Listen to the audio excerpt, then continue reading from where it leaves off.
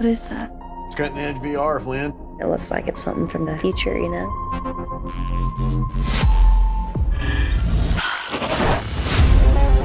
Flynn took a trip to future London, saw something she wasn't supposed to. Now people from there are trying to kill us.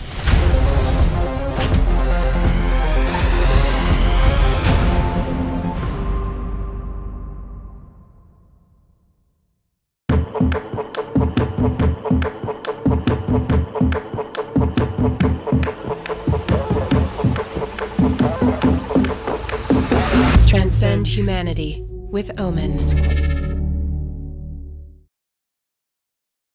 Hello, everybody, and welcome to the prize playoffs for the Amazon University Esports UK and Ireland for Rainbow Six Siege Spring 2022. My name is Dino.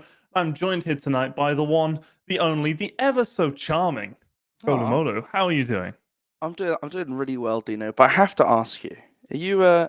It's been a long day. It has. I hate to break it to you, mate. We're in 2023 now, Dino. Oh. We are. Dino, we are look, I in know. 2023.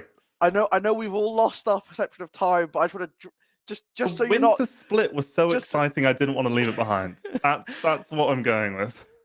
We just got to make sure we're getting those dates right. We all make the mistake, but it is in fact 2023 now. New year, new us over here at the North. And you know what?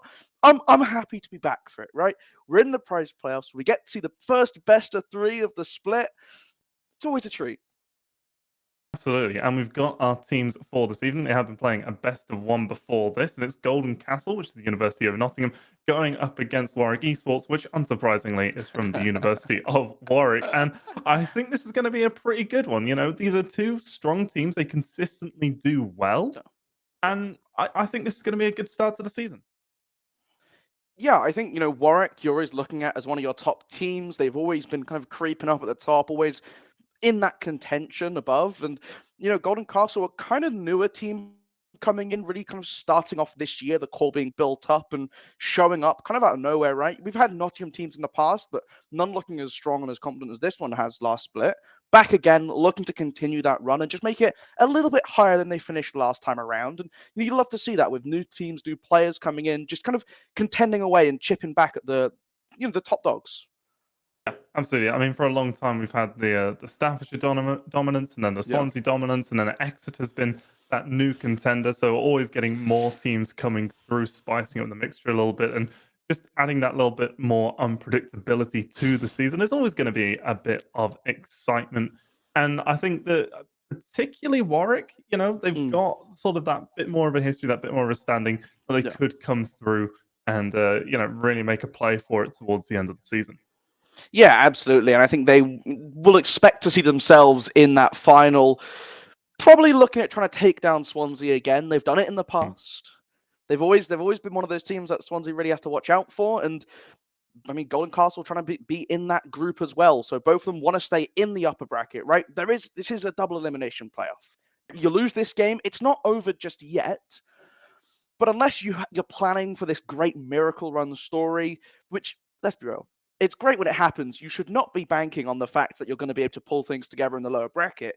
You want to stay up. You want to have that advantage going into the final where you can kind of come in from that more comfortable position, having played less games as well. So winning here, keeping yourself on that upward trajectory, very important for both these teams. Keeping yourselves out of, as Mr. Ian Chambers from the radio likes to call it, the crocodile swamp of the lower bracket, where just a single slip-up will have you completely knocked out the tournament, crashing out in a blaze of glory. It's not what you want to do as a team. Obviously, you want to be making it all the way through to the end, and there is our bracket as a whole. We can see that the other best of 3 that's going to be going on tonight off stream is going to be between Swansea Storm and Royal Bears, and that should also be quite an interesting game. But the teams that are going to be in the lower bracket already, they're going to be in for a difficult evening. 2 of those teams that are going to be leaving us already on the first week of the prize playoffs. I do want to apologise for my poor script writing in the first round there. A lot of 7-2s. The problem was that I was quite busy, and so when I was asked to write in what the scores were going to be before we hand it out to the teams, I was just thinking, all right, just get these done quickly. And I mean, it is pretty interesting to see that a lot of this first half has been very one-sided, right? But that should mean coming into the second round, the two winning teams, the two losing teams, a little bit of that closer battle and really have to sort of grind things out. Best of 3 as well. You'll be forced to see a little bit more of that map diversity between the two teams, right? You can't rely on the old maps that going into that best of 1, you're going to be able to sort of get rid of any of those quirky ones. It's going to require both of these teams to sort of handshake into anything more default if we want to see it. And that's where teams that have those weird pocket picks, you can bing out a skyscraper, you can grab a theme park out your backpack and throw it on the table. You're going to have that extra advantage coming in, right? Yeah, a 7-2, sometimes doesn't always tell the full story. Sometimes it's just not your map, if you've never really sat there and gone through Bank, but somehow that's the one that ends up being played, then, well, you're going to be in for a particularly rough experience. So despite the fact that they've already gone down into the lower bracket, we might see some of these teams coming along later on. But we've been talking about maps so much, so let's see where we're going tonight. And it's going to be Oregon, followed by Clubhouse, with a nice little Cafe Dostoevsky if we do find ourselves going all the way to map number 3. Keeping it simple, keeping it straightforward. Both of these teams should have good understanding of both these maps, all 3 of these maps, right? I think this is one of the interesting things that comes in with the best of 3, though, is you're looking at this map pool. Okay, one team picks Oregon, you pick Clubhouse. There is a slight danger to that. Because if you're picking maps that both of these teams know, the chances of your opponent having a really good showing on your map pick are that much higher, right? You come out to play Oregon first, you lose it. You don't have to go into Clubhouse, and again, a map that both teams know. I do sometimes wonder, does that increase the chance of a 2-0? Does that sometimes put the team that loses the first map on more of a back foot? I don't know, right? If you have something that you can play that's a little bit more your own, it makes things a little bit safer on needing that decider or getting to that decider if you end up falling away in your opponent's map. Always a question with the more generic ones. Yeah, I have seen sometimes, though, that teams will decide to be brave, especially during like the first couple of weeks of a season where they're not really sure how well the other teams are doing, how good their prep is, what kind of maps are going to be favored, and they go for something really out there, something that you don't see a lot of, and they get trounced on it because they've spent their time practicing it, but they just haven't had that experience. The other team's been there, done that, got the t-shirt, and you've seen a lot of teams get burned trying to do something a bit too exciting in the first few weeks. So maybe keeping it a little calm, a little casual, going for the standards, that way you know that your confidence later on is going to be in the right place. Because if you can beat a team on Oregon, then you know that your fundamentals are sound, you've got everything in place, and that you can maybe start to venture out to something a little bit more different when you want to throw them off if you do end up seeing that team in a best of 5. And of course, you're going to have a lot more maps in a best of 5. It's not just going to be your standard 3. You have to diversify a little bit more. Yeah, and also with the way that, the larger map series work is you have to pick which maps you're going to play with lesser bans made beforehand, right? And so that's where you can kind of just, if you have 2 maps you really hate, you got to be careful because there's a good chance that they just grab the other one that you didn't ban away and you have to play it. But Oregon is going to be the first game this evening. And you know what?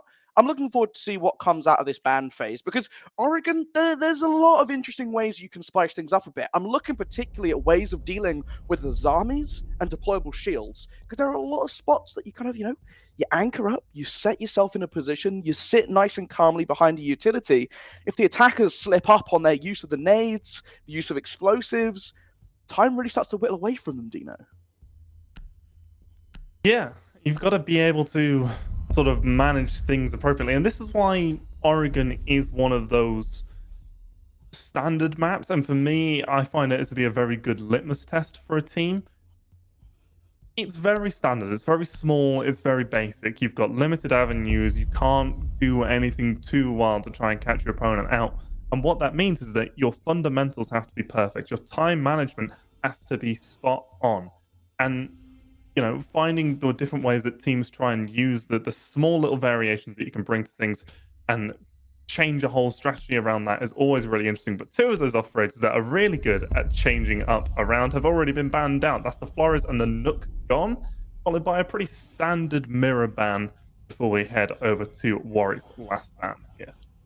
Yeah, the Flores one's always interesting. I think it makes a lot of sense. You get those Roteras out. You can no longer sort of sneak them into these positions like Pit by Attic, or you can't get them into Elbow as easily. I wonder what the last offensive ban coming in for Warwick, the Cade.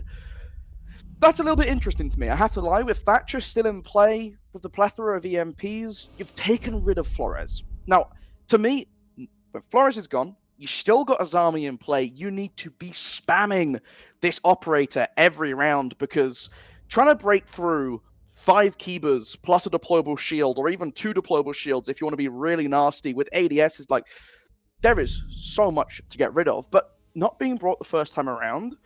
Didn't you see what they've gone for here, though? This lineup, to me, just screams that they are going to be extending into Trophy, trying to hold a little bit more space, but it's actually basement, so ignore everything I was saying, Dino. They're going to be extending into Elbow. Let's pretend I said Elbow to start with. I only heard Elbow. I didn't hear anything else that you said. Thank you, Dino. I can always count on you to keep me honest. Yeah, but you can still use the Azami Kiba barriers here. You can open up the walls around electrical, and then either keep the hatch open if you want to go for a little bit of an upstairs roam, or you close the hatch off and just use the long line of sight over towards the stairs and over towards blue. But we're seeing that they're not going to be doing that, but they are going to be having some amount of presence upstairs. There's going to be some reinforcements going on inside of server. The hatch is opened and a runied off. There's a rotate going on into the kitchen, and there's even going to be a rotate upstairs in attic. This is quite an adventurous strategy for Oregon. It's quite rare that you see teams at the university level going and having an almost full map roam. And this could be pretty fun. So what you're saying, Dino, is they've extended up towards Trophy. Bringing it all back full circle. But yeah, I mean, it is interesting. It does mean that if players start to get caught off early on this defense, then you could see some things start to go wrong. But the first kill going over to Secret, able to get Tom on job. Got to be careful of a couple shots coming from the other side of the doorway from where he just killed the Yana. Symbology still looking to try and have this presence, still trying to find a pick back. We've got this crossfire to deal with, makes walking down the corridor very dangerous as, well, Cypher just walks into Zulu and gets his head taken straight off. Yeah, Secret taking the option of, I know this is the spot where I'm supposed to sit safe and hide, but I'm just going to fight everyone, as we're actually going to have Symbology pushing up close, but there's a shotgun waiting for him. It doesn't come through quickly enough, and the Ash is going to be able to get that trade back, landing the headshot onto the mute of Dr. Chickens. Now, in this 3 versus 4, we do still have some hard breach potential coming through from the side of Nottingham. They can work to get some of these hatches open, but you have to remember the one going down into Freezer is already opened up by the defenders. This is going to make things a little bit easier, but with only 3 players and not a whole host of time left, it is going to limit their options and what they can do. Yeah, there's still time for them to work away at this meeting hatch, try and gather a little bit more control on the bottom floor. Doesn't look like they've quite cemented where they want to be going. Secret, though, finding another pick onto Symbology, who's just peeked out a little bit too far, just given a little bit too much line of sight to this Warden, who is showing no sign of slowing down in this opening round. A triple kill, the ace still on the cards if Matt Binks and Be Quicker do walk in to that line of sight. But now trying to split up, one going laundry, one walking down Freezer stairs. Has to be a little bit cautious of the sight line over the lockers, but no one from Warwick baiting themselves just yet. They are going to wait this timer down. There's only 45 seconds left, Dino, for them to make a move. The toggled goggles. Secret, he's not going to be flashed out. He's going to have to hold this position very comfortably as Blizzard just popping these smokes to prevent the Babana from pushing in at all. And now taking the gunfight. It's actually Blizzard on the sidelines who's able to get it off with the crossfire, looking for the long angle to be drawn. The shot's coming through and Secret claims the quad. The ace was stolen though, Dino. Heartbreaking. Absolutely. I mean, if I'm Secret, I'm changing teams. I'm putting in a request for a trade. I'll help with the buyout. But no, I mean, jokes aside, that was a great round. It was a great round from Nottingham. I mean, Secret was being aggressive where he didn't particularly need to, and quite a lot of the time when you see teams doing that sort of Freezer stairs server pinch, they do just sit and they wait for you to push up because you can't look in 2 directions at once. But Secret goes, I don't care if you can't look in 2 directions at once. I'm going to look in exactly the direction that you're looking at, and I'm going to beat you anyway. And he then goes on to get 3 more after that. So you can't really argue about it too much. But here we are. Secret, the star of the last round, is coming through with all of the little tidbits that you were bringing up at the start of the last round, as he's going to be picking on that Azami. It always makes you feel good when people then pick the operators that you said would be good. It's a nice little confidence boost for myself coming into this round. But I do really like the Azami coming in, right? The flexibility of the Keybers. They refresh throughout the round, so as things are starting to go wrong, you can use them to kind of be the answer to your the answer to your solutions, the solution to your problems. And that's kind of how they're using it. Already putting a couple to deny some of these longer lines of sight, looking at that big window, looking in towards the rotation by games. And again, just to give you a little bit more space, a little bit more flexibility to play in the defensive positions. And it's just a really nice way of shoring up some of these spots to make things a little bit more difficult. The Aruni flanking downstairs, a little bit interesting. Potentially some early engagements with Tom Job, who's looking to come in through Garage, but instead rotating away. Wants to stay alive, and wants to move towards Secret, so they continue to play this sort of very strong crossfire-style roam on the floor underneath. Yeah, we see the lineup coming through from Warwick. They've got so much utility burn. Okay, so we've got the Azamis that have been mentioned before. We've got the Arunis that they brought in the last round to just burn through any nades that you have. They've also got the Jaeger and the Wamai. Okay, to try and get through all of this utility, it's going to be a real challenge. And if Nottingham play into the wrong avenues of attack, they could end up expending all of their utility and getting absolutely no ground. And we're seeing that this is allowing Warwick to play with a lot more confidence over towards Trophy, but we are going to have Cypher opening up this attic wall, as it's going to be the Jaeger to get the opening kill of this round on the roam downstairs. We've seen 3 players from Warwick now trying to work their way back up the white stairs as all of the walls have started to be opened up. Symbology, though, he's been able to find a little bit of a gap, works his way in through Trophy. Could have potentially pushed a little bit more onto the objective, but decides to back on off and get onto the drones. Nottingham in a good position here. Warwick may be overextending a little bit.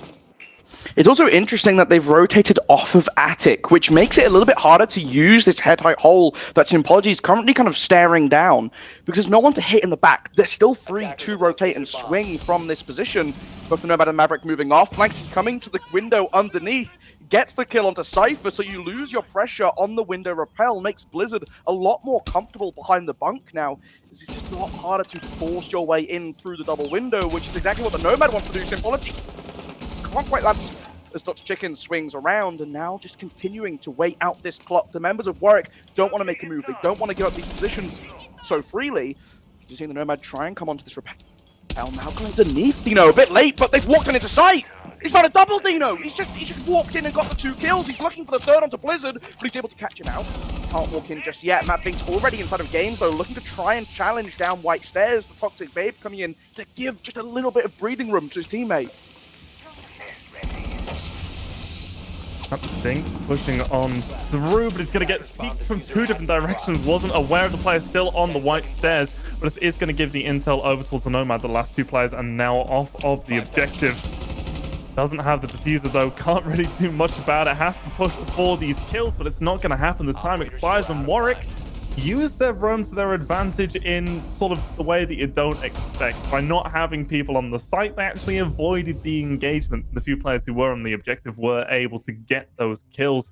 Symbology, though, creating such a good avenue of attack into the objective, but then extends for that 3rd kill. Once you've gotten those 2, you've got the space, you've got the time to reassess. The other team is scrambling.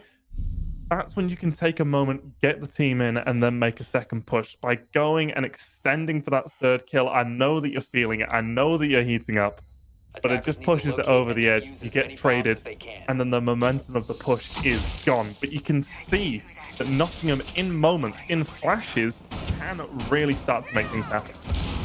Yeah, and that's the sort of acceleration and the quick thinking you're looking at from a lot of these players, just to take that space, to get these advantages when they can. But now with Warwick taking 2 defensive wins, they're moving on to their 3rd site.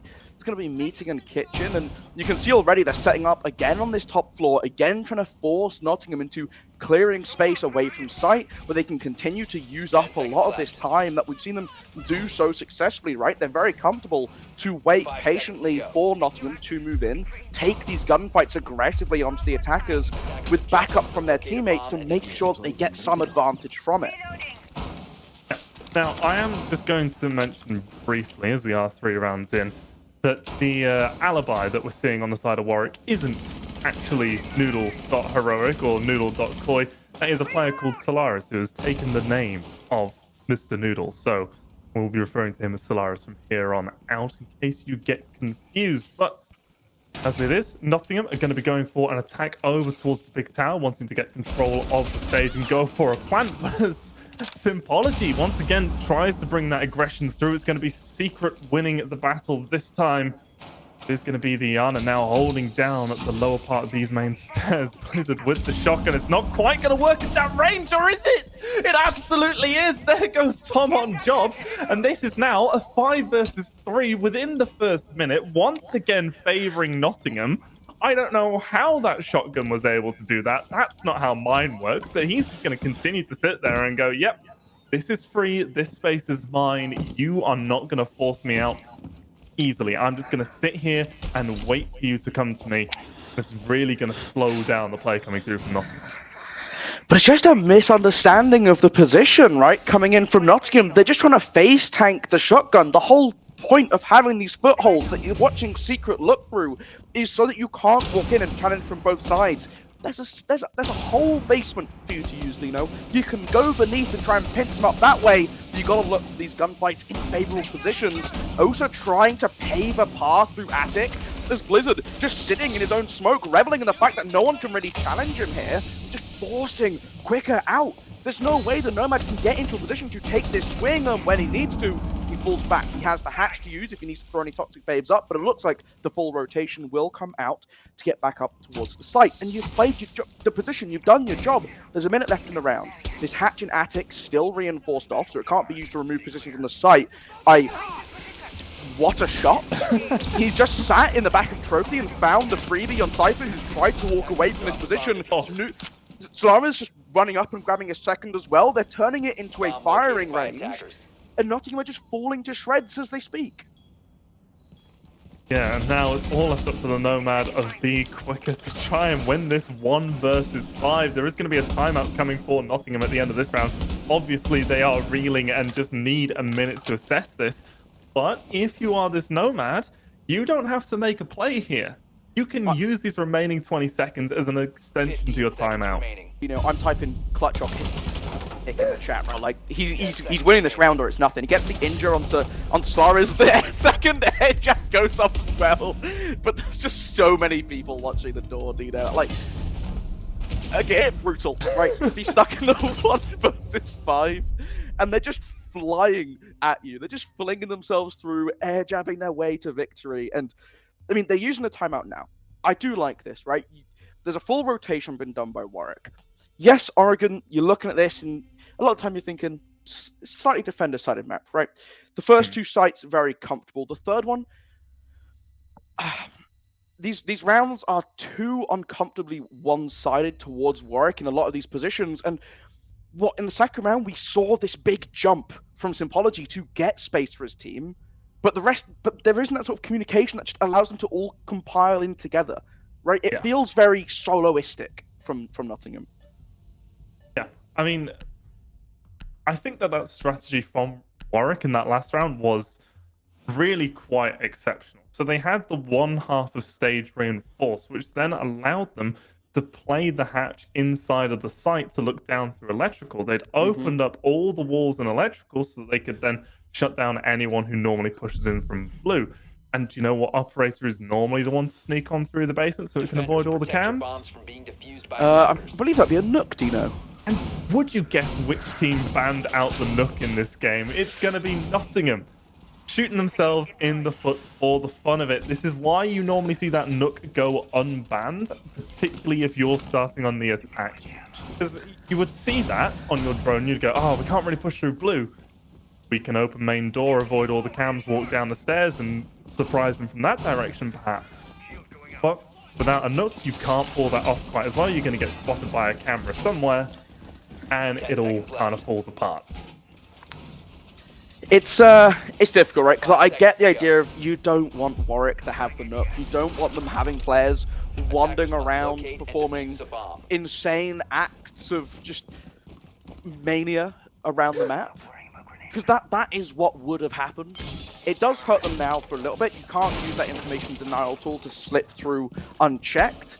But there are still ways you can deal with this. And I think for Nottingham, I'm hoping that the timeout has put them in a position where they're now coming back in. You're seeing the drone joining Tom on job, giving this hot droning information, using the nades to get rid of the bulletproof cow at the end of the corridor, deny as much information as possible. Of course, his position will already have been notified to the mute, currently sat inside of server once again. You can see the shotgun shooting out the drones, trying to just keep himself alive, keep himself hidden for as long as possible. And there's Secret. Back on the position of Freezer Stairs. Does Tom and Job fall for the trap this time around? And we are going to see Solaris actually extending out into kitchen. That rotation, not just an escape route for Dr. Chickens, but it is also a lifeline for a bit of support. And it is now, with that pressure coming through from above, the addition of the Buck going in upstairs is going to open up all of this space. And it's actually going to force Secret to rotate down as well, so he doesn't get pinched on the stairs. And this has been a much better execute coming through from Nottingham. They've been able to clear all this space out 15 seconds ahead of where they were in round number 1, and with the added benefit of having all 5 of their players alive, hard breaches all their utility that they could realistically want other than the nades on Tom on Job. But, you know, it's still been done very efficiently and effectively, and now they've got the last minute and 25 to go for that actual execute onto the objective. I did also like that concerted move from Warwick to fullback, right? This is they give the call, we're dropping away. They all do it in a good, timely manner. It means they're all 5 alive still as well, though. So yes, Nottingham in a much better position. Warwick, all 5 alive. And with Solaris just hiding around in tower, if anyone walks the staircase late in the round, tries to go for that later rotation, hasn't been droned out, it's just going to get shot up as a freebie. So now just looking to see where Nottingham choose to go. Last time, with only 2 members remaining, they chose to go for Freezer and Laundry and tried to force their way through. It looks like that is the plan once again, but this time with the resources to just assist in this utility clear. Yeah, but without any sort of additional pressure coming from any other direction, is going to allow these 5 defenders from Warwick to all focus directly to where the push is coming from. And Secret's going to be the first one up, but it's going to be the shotgun of Dr. Chickens to get the first kill. Secret following up immediately with that frag onto B quicker. Now it's going to be Dr. Chickens with the SMG-11 as Cypher's actually dropped down the electrical hatch and starting to make a presence into the objective.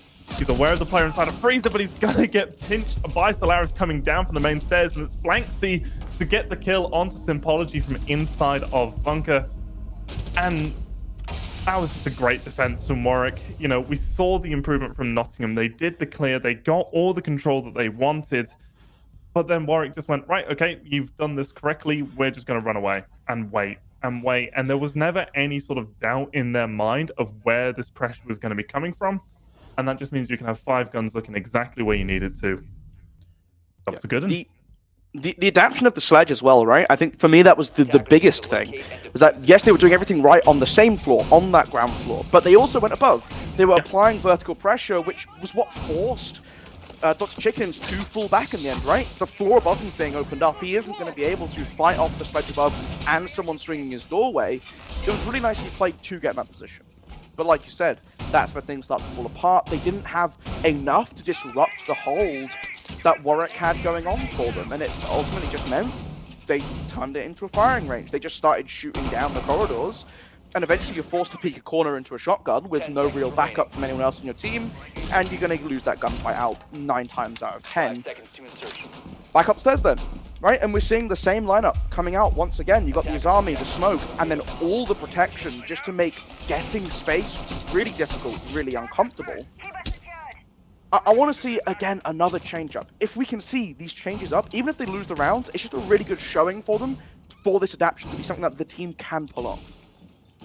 Yeah, well, I mean, we saw that adaptation in the last round, so I wouldn't be too surprised if we saw a little bit more coming through here, but Drone gets spotted out. Flanksy gets shot onto it and runs away as the pressure coming through from Nottingham is once again over towards the southeastern side of the map, coming up the main stairs, looking on into Trophy with a little bit of presence over towards the attic side of things, but I don't think they're going to commit to that too much as a missed drone doesn't spot the my disc, and the second one that actually was going to make it through gets stuck onto the wall. So that's only going to be one small bit of that game's what actually opened up, as it's going to make it quite difficult for Nottingham.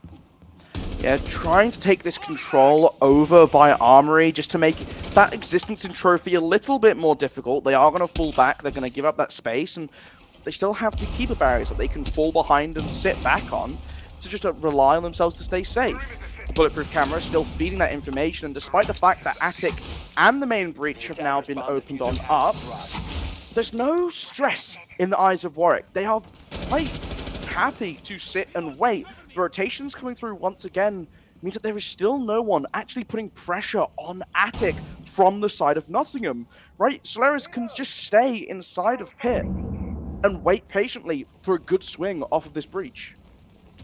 And we do have Matt Bink sitting out here waiting on the rotation. The flank C is, as the name would suggest, looking to be on the flank. He's inside of Classroom right now, and this rappel is going to give him all the intel that he needs, that he can make a play going on over towards the main stairs of Solaris. You just mentioned him, he was able to sit safely, and he's going to get a kill from it. Flank C, oh, bit of a whiff, but is able to make it with the pistol, getting that kill on Sympology, and is freely going to run away. No one's there to pressure him, and this is the beauty of the Azami. You can just keep plugging up the holes that have been made by the attackers, as this is just going to be a massive time waste. They've only got 35 seconds left to go, and it's a 3 versus 5. We do have the Nomad outside the big window. The other 2 players from Nottingham over towards Master Bedroom looking to go through this open rotation, but with no momentum, no utility to help them with this. They've got 1 flashbang on B Quicker to give them any sort of assist, as these smoke canisters are going to be going on out and denying, and there's still 1 more left in pocket. But Blizzard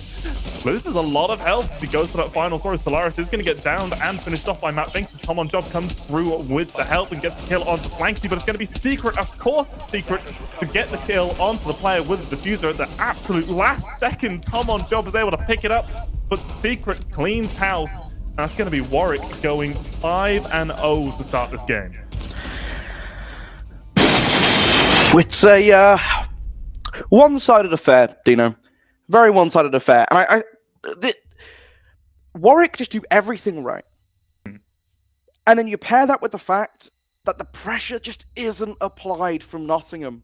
They are very quick to take this initial space now, right? They are getting the breach opened up. They're removing the players inside of Trophy. They're getting Attic done in good timing with that Maverick with the Nomad to support it. Defenders, protect That's your all bombs great. from being defused by attackers. But they give up that space very quickly. Like, even if you're not going to have someone just charge headlong down Attic to try and engage one-on-one with the Jaeger waiting at the bottom of Pit, maybe having a player in these positions so you can start to peel away. We are seeing these executes start to come through. And there is nothing stopping a player in Pit from just sitting in this doorway, being this nuisance, being this problem for them. The wall is being left soft. You have a Sledge, you can try and open that up. Maybe you have a Buck who can try and open that up. So you have this rotation into Pit. Find ways of just slowly pushing back these Warwick lines of defense instead of just trying to jump into them. Because ultimately that's what happens. The setup is there. The execute is just spray and pray, cross your fingers and jump and hope for the best. And Warwick are a more composed team than that. They're not going to get caught off by these random shenanigans. Going for a spawn peek. I appreciate the try, right? Like, you've already done a good job. He's been droned out, though, and potentially pinned down inside a Classroom. I say that, instantly just runs away. This is Flanksy. He doesn't care. Yeah, I mean, as you were saying, that this is a one side of the affair, I was thinking, well, we've only seen one side of this affair. We could switch on it over, Nottingham could go on the defense, and we could see a nice sort of run of rounds coming through to make this game, at least on the score sheet, appear more competitive. But then I had a little look over at the map picks, and this is actually Nottingham's map pick, so this really doesn't bode well for the future of this best of 3. But what does bode well for the future of this round is that Sympology seems to be listening to our advice. He's managed to work his way on in from downstairs and is going to be applying pressure onto Blizzard. And you know what? This means he can't unilaterally focus his attention onto the players coming in from up above. And this is going to slow him down. Secret, though, once again, is going to get the opening pick here, this time taking down B quicker as he's up to 11 kills. Solaris is there to finish off Tom on Job. This is already a 3 versus 5, a story we've seen too often in this game, and a story that so far has only ever ended one way. Oh! Patow! He's going to go for the next one as well. Chuck out the Toxic Babe, buy yourself a bit of space. Okay. I liked that try. It was good. The problem is, they still kind of fell for the same trap. They just went for the same sort of play, but in a different position. Yes, Cypher now able to win out the gunfight here against Flanksy. He's not falling to the long angle shot this time, so you still have something to play for in this round, right? They've got that one kill. It's still a 2 versus 4, so it's still going to be a lot of work cut out for them to try and get this control of site. The hatch above is reinforced. So that is some form of consideration where you don't need to worry about having a player play an attic above to deny any long angle shots going down towards plant position, but instead they are hunting down these Romans upstairs. You can see Solaris just tucked away.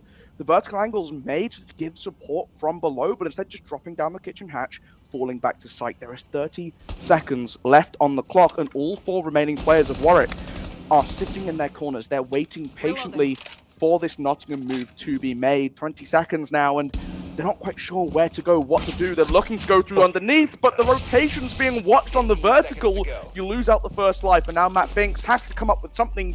He's just running to the hatch.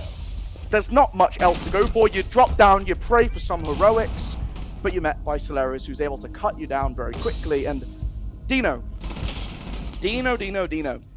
That is a little bit of an unfortunate start to the series for Nottingham. But an absolute statement coming through from Warwick. We were talking at the start, before we got into even the map picks, that Warwick has always been one of those sort of top 4 teams, but never quite able to crack the top 2. This is looking like a very convincing resume for this season already. Like, if they're able to cap off this entire best of 3 in as dominant of a fashion as they've started it, you're gonna have to put them near the top of your list for the rest of the season as a team that could come through and really play disruptive from the established norm so far. Not happening today, though, is it? Not happening on Oregon, at least. We still got potentially 2 more maps, and potentially this map could go to overtime. Not gonna lie to you. But people of the Twitch chat, not gonna lie to you. It's not very likely that we see overtime here, right? Yes, defense is favored. Is it favored against Warwick? I'm not quite sure. You're seeing them coming into this, making these changes, and the one I love to see is this Ying. But, well, Tom on job, runs outside, gets pinged that he's outside, still finds the kill. So that's a really good start for Nottingham, right? When you're in these positions, your back's to the wall, go for something a bit crazy, go for something a bit big to try and put the round in your favor from very early on in. And taking down the Yana, good start. Looking for a second pick from Cypher as Tom on job's found his second. Well, Cypher can't quite replicate that. Yeah, I do like this though coming through from Nottingham. Quite often you find that teams who are down 6-0, they feel beat. They hide, they just sit there, they let you kill them, basically. And Nottingham have gone, well, we're down 6-0. If we're going to lose the round, we're going to lose the round in the first 30 seconds. And, they've gone out, they went and got 2 kills, Flanksy and Dr. Chickens, who have each in their own rounds been incredibly instrumental. Obviously, Secret has been the star of the show so far for Warwick, but it's not been one player every single round. And, getting 2 of them off the board for the cost of 1, this is not a bad deal. Not a bad deal. They might be able to make something out of this as the next engagement is going to come on through, and it's going to be a quick trade. Tom on job is going to get his 3rd kill of the round, taking down Solaris, and Secret is going to be there to secure the kill in response. It's a 2 versus 3. There's a minute and 30 seconds to go. There's potential here for Nottingham to get a round on the board. Sympology looks like me at the start of a round of hide and seek, where you're like walking around, you're like, is this a good spot? Oh, let's try another spot. Runs into classroom. Can I hide?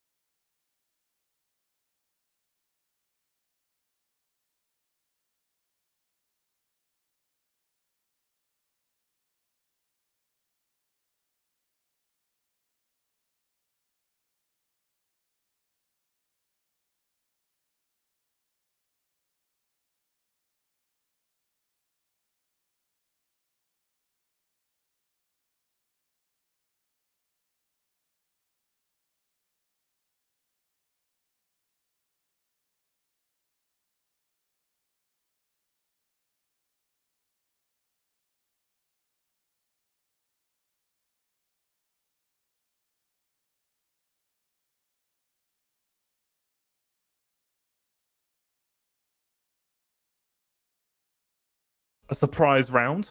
You know, Warwick aren't going to be asleep at the wheel at the start of this round coming up. They're definitely going to be a lot more focused from the word go. And of course, this isn't attacking downstairs anymore. They're going to be attacking upstairs. There are a lot more options. There's a lot more routes and lines of sight. So Warwick aren't going to be feeling too upset about that one. They're going to be a bit annoyed. Everyone wants that 7-0, but sometimes you just let one slip through. And I think that this one is probably going to be where Warwick puts the nail in the head. Nottingham were good in that last round, but it wasn't enough to convince me that they've got their defense is completely figured out to extend this one out much longer. 10 seconds remaining. Not singing the praises. 5 seconds to insertion. I don't know. Yeah, they're going for it again. They are going for this early aggression. Secret will have spotted it out on the drone. This is cheeky. Making the hole on the bottom after the top to try and give you that advantage for the peak. They are looking for this early swing. No one walking into it. Warwick well aware that this door is being played around, and they are just avoiding it like the plague, and I think that's the correct decision. Get to the site as safely as possible, get to the building, start your attack in a very fundamental way, and don't buy in to the craziness, don't buy into this early aggression. My worry here is for Secret. Did I say I was worried for Secret? I apologize, Secret. Please do not take that personally. You have taken that one, run with it. Fair play, mate. Fair play. Yeah, I don't think we should ever worry about Secret at this point, as he is up to 14 kills for only 2 deaths. The quick maths, that's a KD of 7 through 7 rounds. So, you know, averaging 2 kills a round and it's just ridiculous. It's definitely been the Secret show so far, as well, potentially the first nail in the coffin for Nottingham has already been hammered in. We are going to see this attic breach start to get opened up. Warwick not going for the same amount of pressure off the rip over towards the master bedroom side of things. Typically by this point in the round, Nottingham would already have that wall open. Going to be interesting to see how the rest of this one plays out, as the thermite is going to start to open up that wall. We can see it on the Solace, that exothermic charge gets placed, but it's going to be Dr. Chickens to get 1 kill and then Matt Binks to follow up, this time actually taking down Secret, bringing us into a 4 versus 3 though, still in Warwick's favor. Now, well, Jaeger just completely flashed, has no chance of contending in that gunfight. The drone down below spotted by Solace so late, but Dr. Chicken is able to get the double wall bang to finish the job. Be Quicker alone takes a couple nasty bullets for the foot and is down to 1 HP, throwing out the Toxic Babe to try and dissuade the plant, but it hasn't landed in the right spot, and Blizzard will just be sticking it. The rest of Warwick not over-aggressing. They're not going to step too far forward. They're instead waiting patiently, thrown in this position, and the drop wasn't heard by Be Quicker. The nade coming in to get rid of this shield, and just to try and slow down the advancement of the smoke as he walks straight into Solaris, who just claims that one, welcomes it in. Dino, the first map hasn't gone to the team that chose it. Warwick, 7-1, commanding victory of map number 1. Yeah. When you pick a map, you're supposed to play well on it. Basically, it's supposed to be yours. You're supposed to look, when the top player on your team has 4 kills in 8 rounds, half a kill a round. That is what the best player on Nottingham did. We can sit there and we can say, oh, you know, the strategy was there at points. They had these bits, they had that, you know. But at the end of the day, when you look at the cold hard numbers, they weren't shooting back. And this is an FPS. You have to shoot back.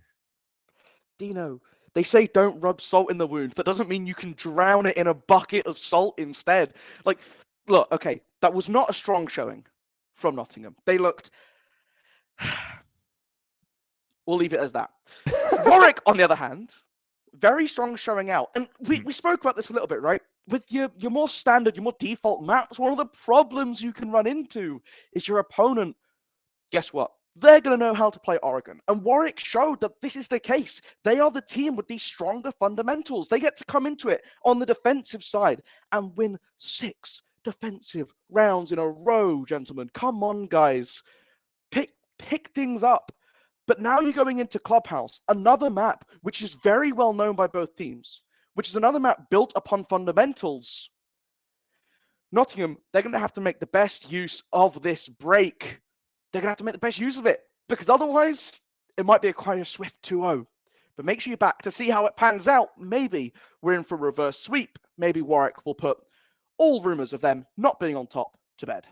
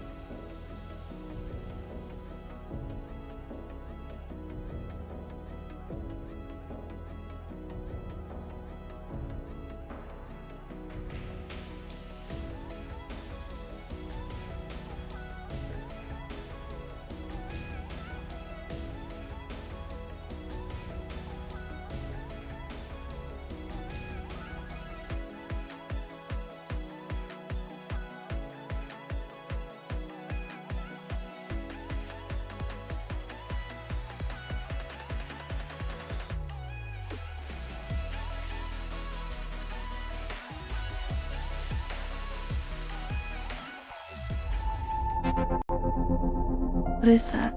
It's cutting edge VR, Flynn. It looks like it's something from the future, you know?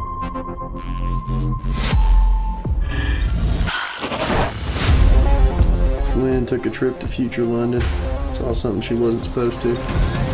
Now people from there are trying to kill us.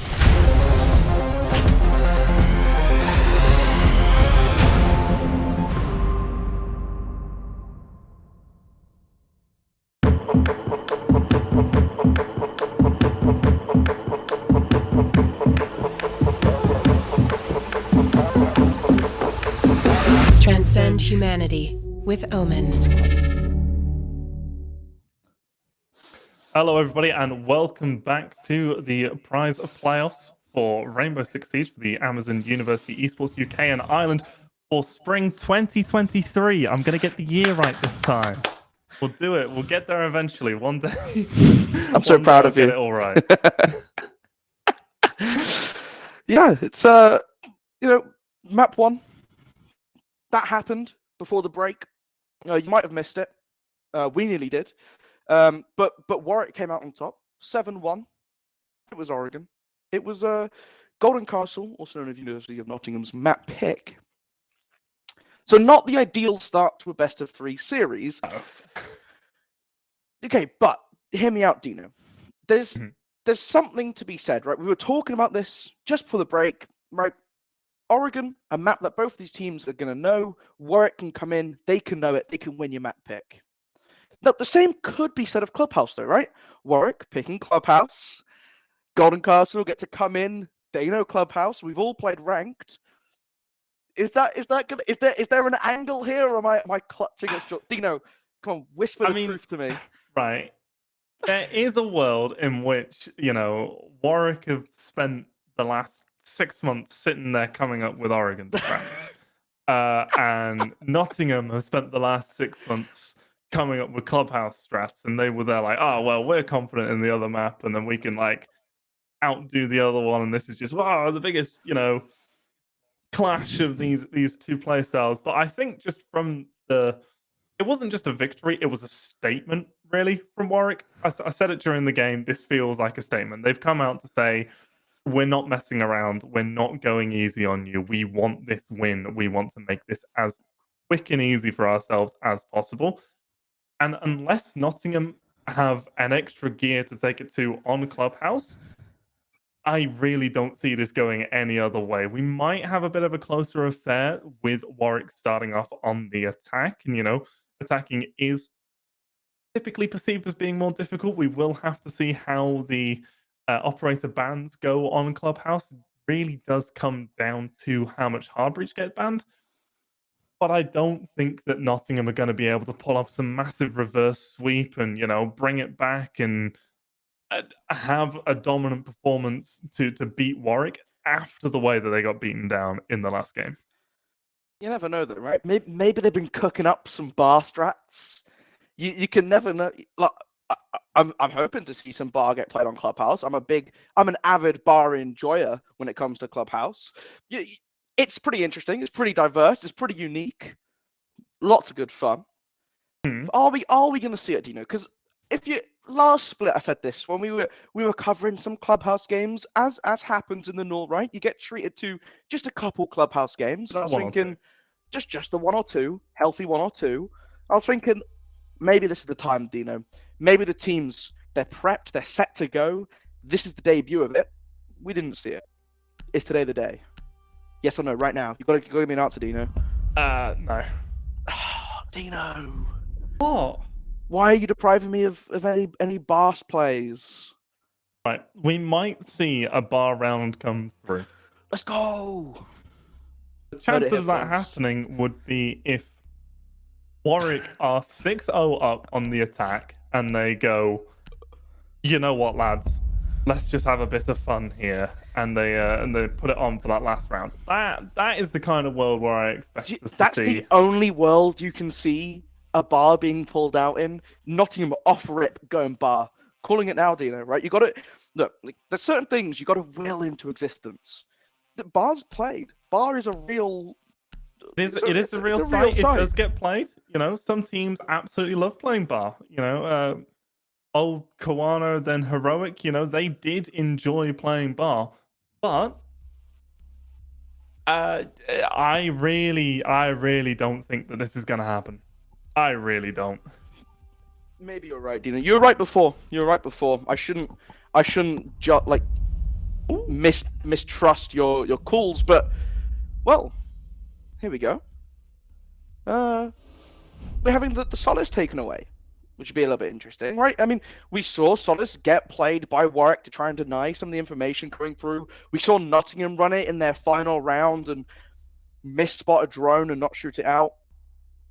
These things can happen, but it will be interesting, especially on a map this big, with how quickly you can gather information on where the drones are coming, you can shoot them, you can fall back and continue to hide. Defenders protect Clearing your out a bombs Solace from on being Rome defused on by Clubhouse can be a bit of a task. Yeah, I mean, clearing up the roam on Clubhouse can be a bit of a task. You know, there's lots of ways that people can rotate. There's lots of different staircases. You know, if you're playing around in that middle floor, there are 3 different ways that you can change your altitude. You can go up and down and really throw your opponent off quite quickly with it. So having a very cohesive take and roam clear is a must when you're on the attack, and I expect that we'll be able to see that from Warwick. Just the tightness that they had with their plays on Oregon, the strategies, you know, communicating when to fall back, particularly when they're on the defense. Didn't get to see much of their attack.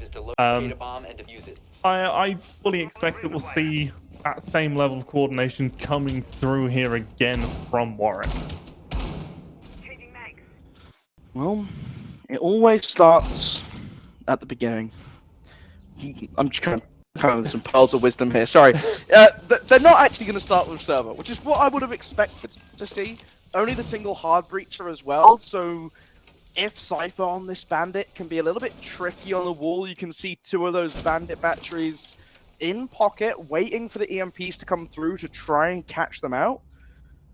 This could be pretty spicy. It could really hurt the attack from the beginning, but they are just kind of patiently setting themselves up. They are waiting to gather the information on the bandit, and now that they've seen Cypher is in fact hanging around the wall, maybe a little bit of a rethink needs to come through. There's plenty of players down below. The first engagement coming out between Secret and Tom, and Secret just continuing the heroics from last game. In with an instant double kill, they set up the crossfire. Nottingham tried to pinch him down. He walks away damaged, but alive. Yeah, damaged but alive. I mean, that's a good enough outcome for Warwick here, as you keep your main fragger on the board. It is going to take a little bit more damage, potentially there from his own nade, as 5 versus 3 is going underway. There's just under a minute and a half to go in the round, but with an operator advantage as strong as this over on Jim, it is gonna definitely lean into their favor, but it's still not a done deal. There are lots of places, lots of little nooks and crannies that defenders can hide in and absolutely shut down what you want to do as the attack, but it is going to be Flanksy to get the kill there. Following on up, as this is just turning once again into a Warwick-dominated affair. Oh, maybe an angle in the window. The breach opened up. Matt Binks gets a very quick kill onto Secret. He tried to make his way up the main stairs, but now they have that position again. They can try and contest onto the breach a little bit. The drone coming through gives this away, and Be Quicker in this kind of tango with Flanksy at the moment, and they know the Frost is all by themselves, trying to push aggressively onto the breach. Proximity alarm going in to indicate they've walked on into Jim. Can't get the shots on the side. The cover from Blizzard is good enough, and Flanksy just preventing the castle from getting too aggressive from stepping forward. They take that first round a little bit slow, right, Dino? It took a bit of time to build up, bit of time to get into that breach. But when they had the pieces, things just fell into place so quickly. Yeah, I mean, that's kind of the way that you would expect a round on Clubhouse to go. It generally has a lot of slow build, a lot of getting your utility sorted and getting everything in the right place. You open up the walls, you get a little bit of space, and then it all happens at once. And we saw a bit of that coming through. There was a little bit more of an engagement from the roamers down below, which you typically don't see. Normally the roamers are much more passive about it, but this time around they wanted to go for the fight, and it cost them. Yeah, and I think I also really like the way that Warwick using some of the operators, right? They have this OSA, they're waiting very patiently, got the EMPs, and then rather than relying on the predetermined terrain inside of Jim to give you that cover, 10 seconds dropping down a shield, planting behind that, just giving themselves the things that they need to do. 5 seconds left. Great to see, and they're bringing it back once again, right? You see Solera's just grabbing it, they're going to run it back. I'm a big fan of OSA. I think OSA's a really cool operator, and I just think really helps attackers change up how they want to push in. Seeing more of it, always going to be a positive for me. Tom on job, once again, getting very aggressive in the early openings of the round, and just trying to find something this does make me wonder, right? We talked at the end of Oregon, they're 6-0 down, they're looking for lots of spawn peaks. And I'm thinking, it makes sense. They're trying to grab that advantage. They're trying to do something to shake up the pace of the match so far. Is this just the Nottingham way? Is this just how you play Siege in Nottingham? You just get very aggressive, you look for spawn peaks every single round? Attackers have dropped the I bomb. mean, I'm not against it, as we are going to see Tom on job go and get a double kill. Does get traded out afterwards, but I mean, getting 2 to start the round definitely isn't Attackers something recovered to the bomb sniff at. diffuser. Yeah, especially when you also get the only form of hard breach. So that's going to help a decent bit, Yeah. right? You're now looking at the rest of this team trying to rotate around, going instead for this construction push most likely. But again, the walls reinforced. There's no good and obvious pathway in. It's going to be a lot of choke points. They've still got a minute 40 to play with to try and find some picks back, to try and even out this man count. But until then, you know, you can kind of sit back as a defense. You can wait patiently. Yeah, I mean, you are the defenders. You have, you know, regardless of what happens, an extra, you know, player on your team essentially in that clock. It's only going to go down, as we are going to see Secret take down B quicker. Headshot coming through from the Iana. Nice little angle set up there as now as we're getting down to the last minute of this second round. Warwick have been able to restore the balance and almost even it out for good, as it is going to be Cypher there to get the kill onto Dr. Chickens in response, keeping that operator advantage in favor of Nottingham. Going to make this a much more difficult task for Secret and Solaris as we get down into the last 40 seconds.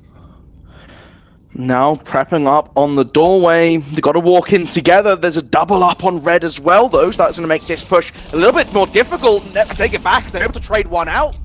Get himself a double kill, Soras, but Cypher with that Nitro Cell set down below. They walk through, they walk into it, despite the fact that he got traded off. So able to grab that kill just as he's dying. Great stuff from Nottingham to grab their round a little bit earlier than they did last time out. And now you're looking at the rest of the sites. They're going back down to Church and Arsenal. This will be fun. But that last round, you know, does that come off the back of that spawn peak? Does that run out? I should say run out, really. It wasn't really a spawn peak. But the run out from Tom on job, getting the hard breacher, does the round go differently if they don't get that? Oh, absolutely. If you don't get the hard breacher, then they can... Well, if they don't get the hard breacher, then, you know, the walls get opened up. There's more lines of sight. You could see that there was definitely a setup for that main CCTV breach. So going for that play, Tom on job, great job. You could say it almost single-handedly defined the course of that round, putting it heavily in the favor of his team. But it wasn't the be-all and end-all. Warwick were close at points to bringing it back. And, you know, if they'd been maybe a little bit more efficient with their time here and there, it definitely could have gone their way. My concern, though, is that if the round that they've won is because they were able to get a spawn peak onto a hard breacher, we saw this happen before, right? On Oregon. They get a couple aggressive early spawn peaks. They get that early man advantage. You're missing a couple pieces of utility that you would want from an attacking lineup to continue the rest of your attack, to get in a good position. And yet still the round comes sort of a little bit uncomfortably close, right? Technically comes down to that 1v1. It was a trade of kills out at the end, so I guess 2v1, but that's still not like a comfortable position to end in when you consider you're a 5v3 with an attacking lineup, or 4v3, I guess, because he died in the run out, right? But with no hard breach utility, I feel like Warwick can do what they did before, right? They're going to play a lot more carefully. They're not going to engage with these main spawn peak angles. They'll have claymores. They'll have air jabs prepped for runouts. And what happens then? When Warwick have the pieces of utility, when they're not caught out by a rogue action from Tom on job or someone else on the roster of Nottingham, these rounds still look very comfortably Warwick dominated, and that does worry for me going forwards a little bit. Yeah, I mean, I said it at the end of the last game. I said it before this game. This is looking like it's going to be a very Warwick-dominated series, and Yeah, I only really see this ending one way 10 seconds to at this insertion. point. Even though the rounds are currently even at the moment, it is definitely 5 seconds to go. heavily leaning to the side of Warwick. The one thing I will say, Attackers to give expected Nottingham to some load credit here, is that they bomb. are looking like across the board a little bit more comfortable with these gunfights. We're seeing Cypher go down below and try and challenge these angles that Warwick are looking to set themselves up for. But this is what I was on about. Okay, you go in, you try to spawn peek, you get pre-fired down. They don't actually know they got the injure. So Tomojob is not out of the round, but he's down to 20 HP, which means one bullet from any gun on the attacking lineup, a stray frag grenade that just so happens to be near him, he's going down again. And so you've got to be a little bit more careful now in this position. You also got a good chunk of damage onto flanks, though. So there is something to take away from that. He's already just looking to try and take another gunfight, trying to deny Secret from walking into Garage, Dino. This guy does not stop.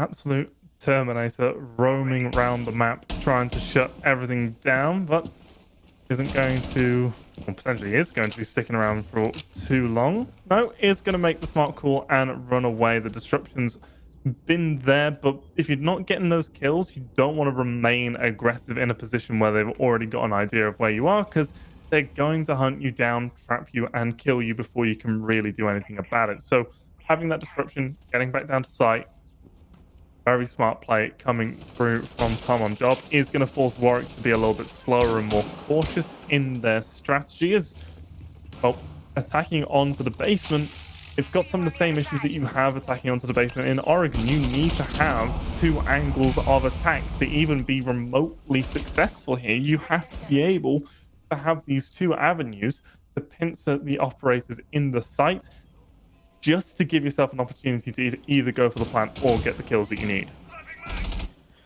Now looking to apply a little bit of pressure around blue. You've got the player Secret down inside of Oil Pit as well, who can start walking down this corridor with Blanksy, but the long angle being held by Cypher. That's the injure coming out early onto the zone fear. The frag grenade's being used to clear up as much space as possible. Slanksy's been able to crawl away to relative safety. Secret continuing to try and apply that pressure and lose out to Matt Binks in this lapse of cover, because they've gone to recover their teammate Blizzard, getting in a position inside of Moto to take down the Jaeger. That gives them that control of blue that they've been looking for. They can try to work a way to remove Cypher to give themselves the control to walk in for this plant. Noodle getting rid of the Banshee at the bottom main stairs, so you can start to walk in and apply this pressure as well. If they can cross the corridor, they're in for a brilliant position. Dr. Chickens needs to come to give some support, though, because there's still the Lucy lurking around so close in the site. The plant going down, but they're on the bomb chassis, and no one's watching it! Dr. Chickens loses the gunfight inside, but claims himself a double kill, hides away inside a Moto, and there's no way to chase this down. There's no way for them to recover that diffuser, and Nottingham have won the round off the back of poor cover coming out from Warwick. Yeah, you let things slip, and teams will start to take advantage of that. Warwick were still in a strong position throughout that round, but weren't able to put it all together. They had a little gap in their net, and Nottingham able to exploit that. Now, particularly me, were saying that Nottingham didn't have a hope in hell. You were trying to be positive and give them a chance, give them that little boost of energy. Don't drag me into your shenanigans. I won't go down with you. Kicking a man while he's down. Yeah, but exactly. What we did see on Oregon was rounds where Warwick would do something and it would be great and they would win and it would look incredibly dominant. And then the next time that we entered that sort of situation, Nottingham had the next piece of the puzzle to challenge it, to go that step further and to, develop the strategy further. And maybe this is a bit of a culmination of that, and that Nottingham have got enough of the pieces of the puzzle of how Warwick played to be able to, get more of these rounds. Or maybe it's part of the difficulty of being on the attack that Warwick's just got more to deal with, and they're letting things slip through. It's like you're trying to juggle, and as soon as people start throwing new things at you, you're gonna drop something. I wonder. I mean, they've been looking pretty good when they're in their defensive positions. They know what they're doing. they're able to kind of hold on to things quite well. Tom on Job still going for this aggressive play, has been droned out inside a kitchen, so Dr. Chicken's not going to walk in blindly. I have to say I'm not a massive fan of the way these drones are just being sent on in to die. I would like someone following them up a little bit, as you're seeing Secret be given that drone in front of him to walk along and guide him into the building. But Tom on Job, spotting that there's players outside kitchen, there's players by strip, he's going to the basement, going to go for a full rotation and just run away. And Zofia trying to burn out these castle barricades. The second explosive has been caught by oh no, that's not the explosive, is that the concussion? No, it's the explosive. The explosives have both been used out. There's still the castle barricade protecting Cypher in this position. So that could be a little bit awkward. I like the use of the Osa shield just to completely deny that window. You can blow it up, of course, Dino, if they want to. So it's still an option. You have to be a little bit cautious of it. But it's a nice way to try and hide as much information as possible. Oh, but Tom's going for the run out again. Clancy needs to be careful. He's gonna be alright? Yeah. Looks like he's gonna be alright. They're gonna use a nitro cell just to pop that Osa shield to then potentially give Sympology a line of sight, but nothing's gonna come his way just yet. And that's a big trade in terms of utility. To give up a nitro cell, which could potentially win a round, get several kills, for an Osa shield is a trade that not many teams would make, and Tom on Job is going to get his head taken off shortly afterwards. Dr. Chickens is going to be there to get the nade kill onto Matt Binks. This is going to be Dr. Chickens once again to eliminate Be Quicker, this time with the rifle, as now it just all falls apart. Flanksy and Blizzard, just quickly before I can even give you the handoff, are going to come through, get those last 2 kills, and Warwick, after 2 rounds stumbling, come back swinging, and Nottingham really not being able to put up much of a fight. What's even more painful, right? I'm sat there thinking, you know what? This is going okay. A minute left. Breach is just getting opened up. No one's dead from the side of Nottingham. They have opened the server window. They still have that control of construction. Pretty good going. You just need to make sure you don't lose anyone in a silly position that opens up things for the attack. And as if by magic, Sympology strikes. He's walking around. He's carefully keeping control of server. And he sees a flicker of movement. And he takes the shot and he lands the headshot. Credit to him. It was on his teammate.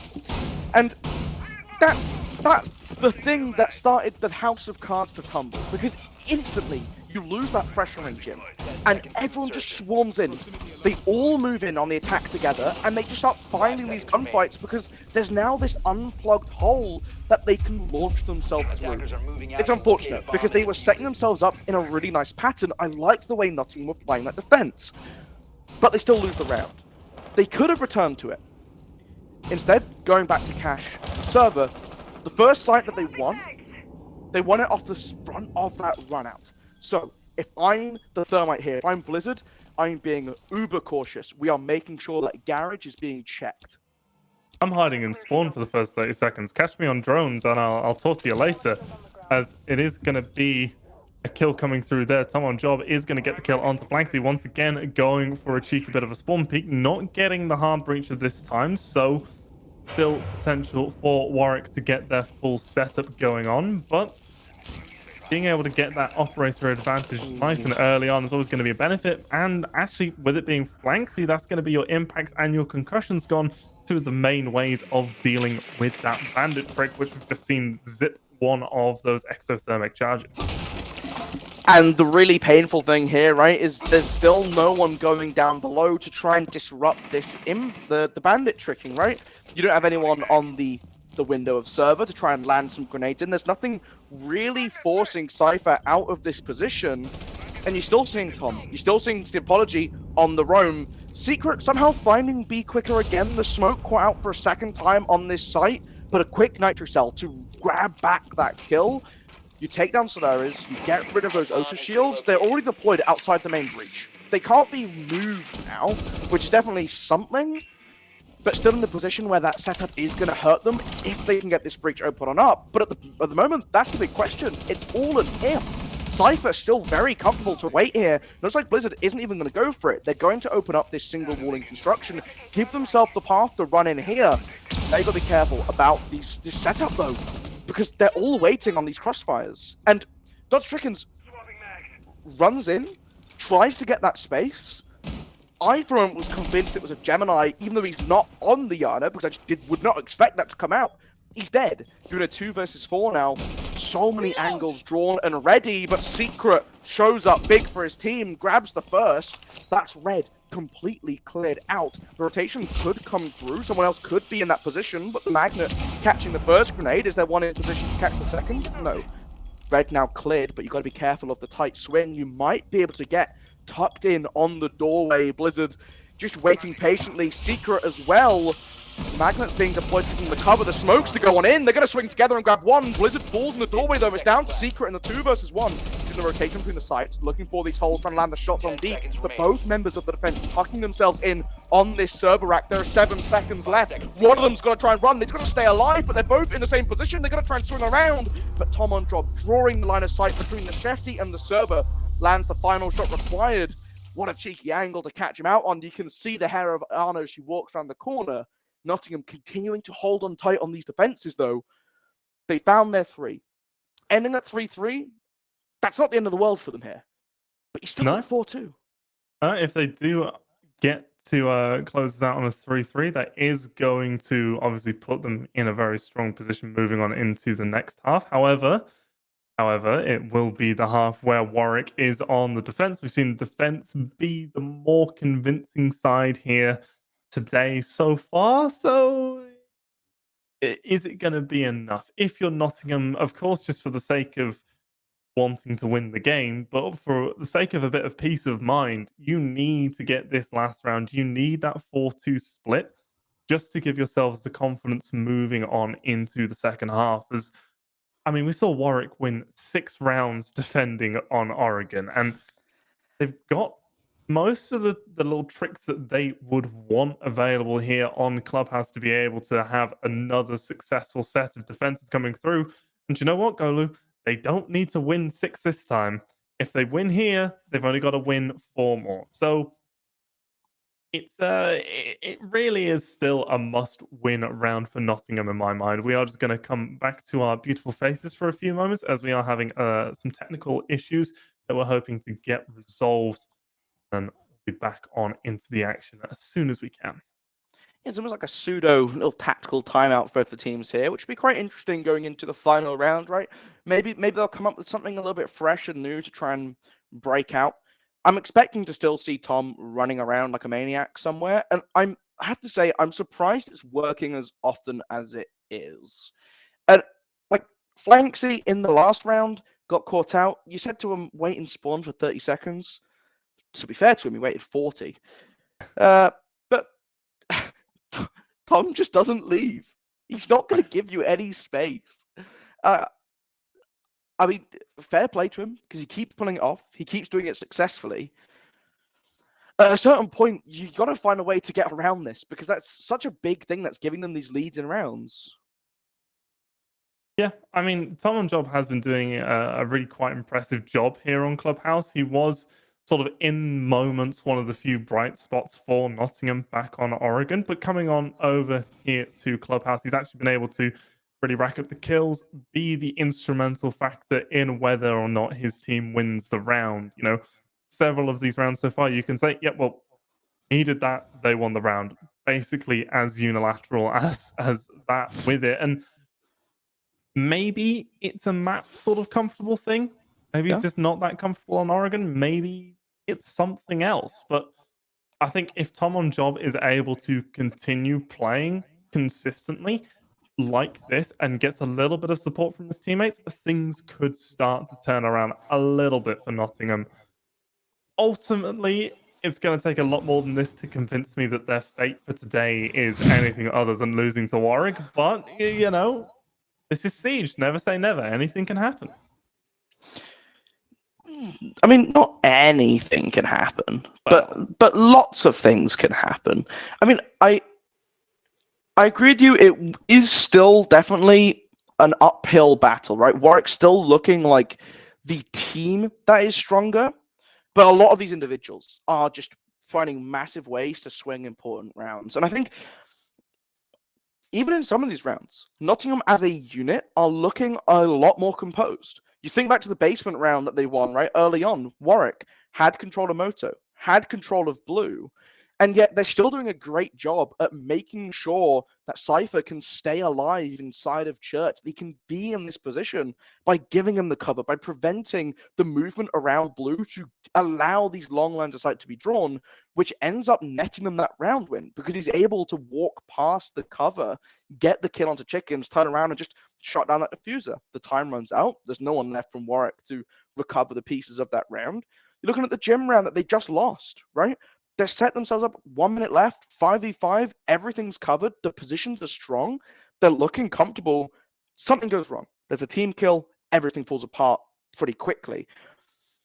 If they can remove some of these just slight hiccups, you pair that with the fact that you're able to get early advantages in rounds, they're looking a lot more sort of concise. And we didn't really get to see them defend Oregon. So maybe the game would have gone differently, but I mean, Siege is a game of two halves. You can't just defend. You right. can have the single best defense in the world. You can win 6 rounds of defense every single time you ever touch the game, and you will lose in overtime because you can't beat anyone on your attacks. Like you have to be able to play both. Not if you get defense first. Okay, you get defense first, you win your 6. You then lose your 6 on the attack. Yep. Okay. And then you lose your overtime round. 50% of the time, you're going to lose. Mate, you're telling me that you can have a 50% win rate? That's not bad. It's not good. It ain't what it could be. It also probably depends on if you're blue or orange, right? Because you get to like choose the overtime side, right? So it's not technically 50-50. It could actually be lower than 50-50 if your opponents... Probably will be. It could be higher than 50-50 if your opponents choose to start overtime on an attack. Some teams do it. Some are crazy. If you realize that you're always going to lose your attacks against the team, you're just not going to let them start on defense as much as possible. So,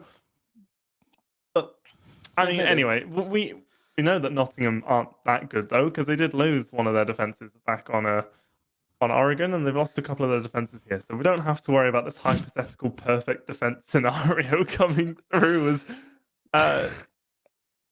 this has been a better showing coming through from Nottingham here on Clubhouse.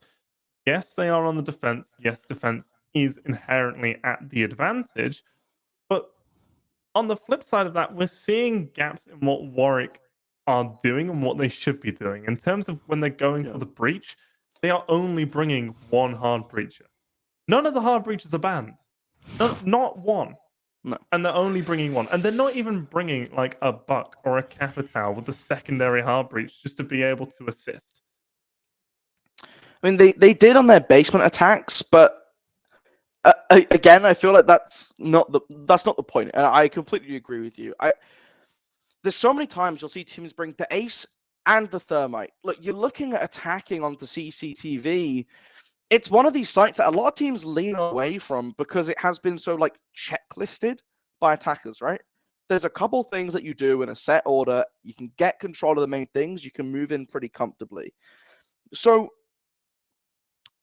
to not see this happen, it leads me to say like, okay, Warwick have an idea, but it's not fully covered. It's not fully backed up. They're not able to get control of Garage.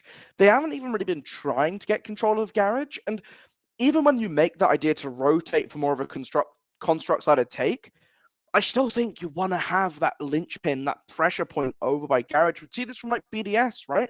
When they play and they attack onto Cash from that construction side, they will have one player rotate around and just be on Garage door. If the attention is all looking one way, that's the perfect time to have someone in the back. I do think that we might be going to a quick little break as we are running out of waffle, to be brutally honest with you. And also, we just need a little bit more time to get these technical issues resolved. But we will be back with the last few rounds here on Clubhouse and essentially even the last map of the night of this first best of 3 in the Newell Rainbow Six Siege prize playoffs. So please don't go anywhere. We'll be back very shortly.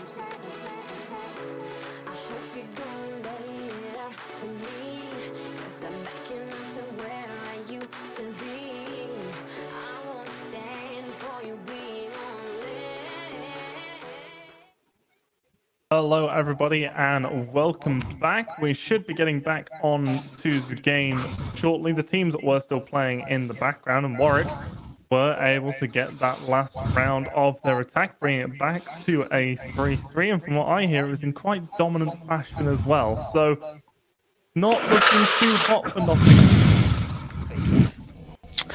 Yeah, I mean, okay. I think we really should have kind of seen a cleaner take from Warwick last time. They were good at getting that control around Blue, building themselves that access point into Moto, having players at the bottom main stairs ready. It could have been another dominant round, but instead they enabled these gaps to exist. They enabled people to fall through. They corrected that mistake this time around. And I think that's, again, what we kind of saw from Nottingham last time when they were attacking on Oregon, is that these teams are able to make the adjustments. If they make a mistake, they can clock what went wrong and go, next time we don't do this bad thing, or we do this good thing instead of this bad thing, and then we win the round. Now, decide what comes through this. And Dino, this is what you've been doomsday speaking about for us, right? You've been telling us this could be a little bit dangerous when we get to see Warwick be in control of how the map looks, of how they get to set things up. And they're starting in basement, but they have this full setup up above. And it looks like Nottingham, they're going for a rotation, they're looking to try and get some openings into dirt. They're not tangling with this roam.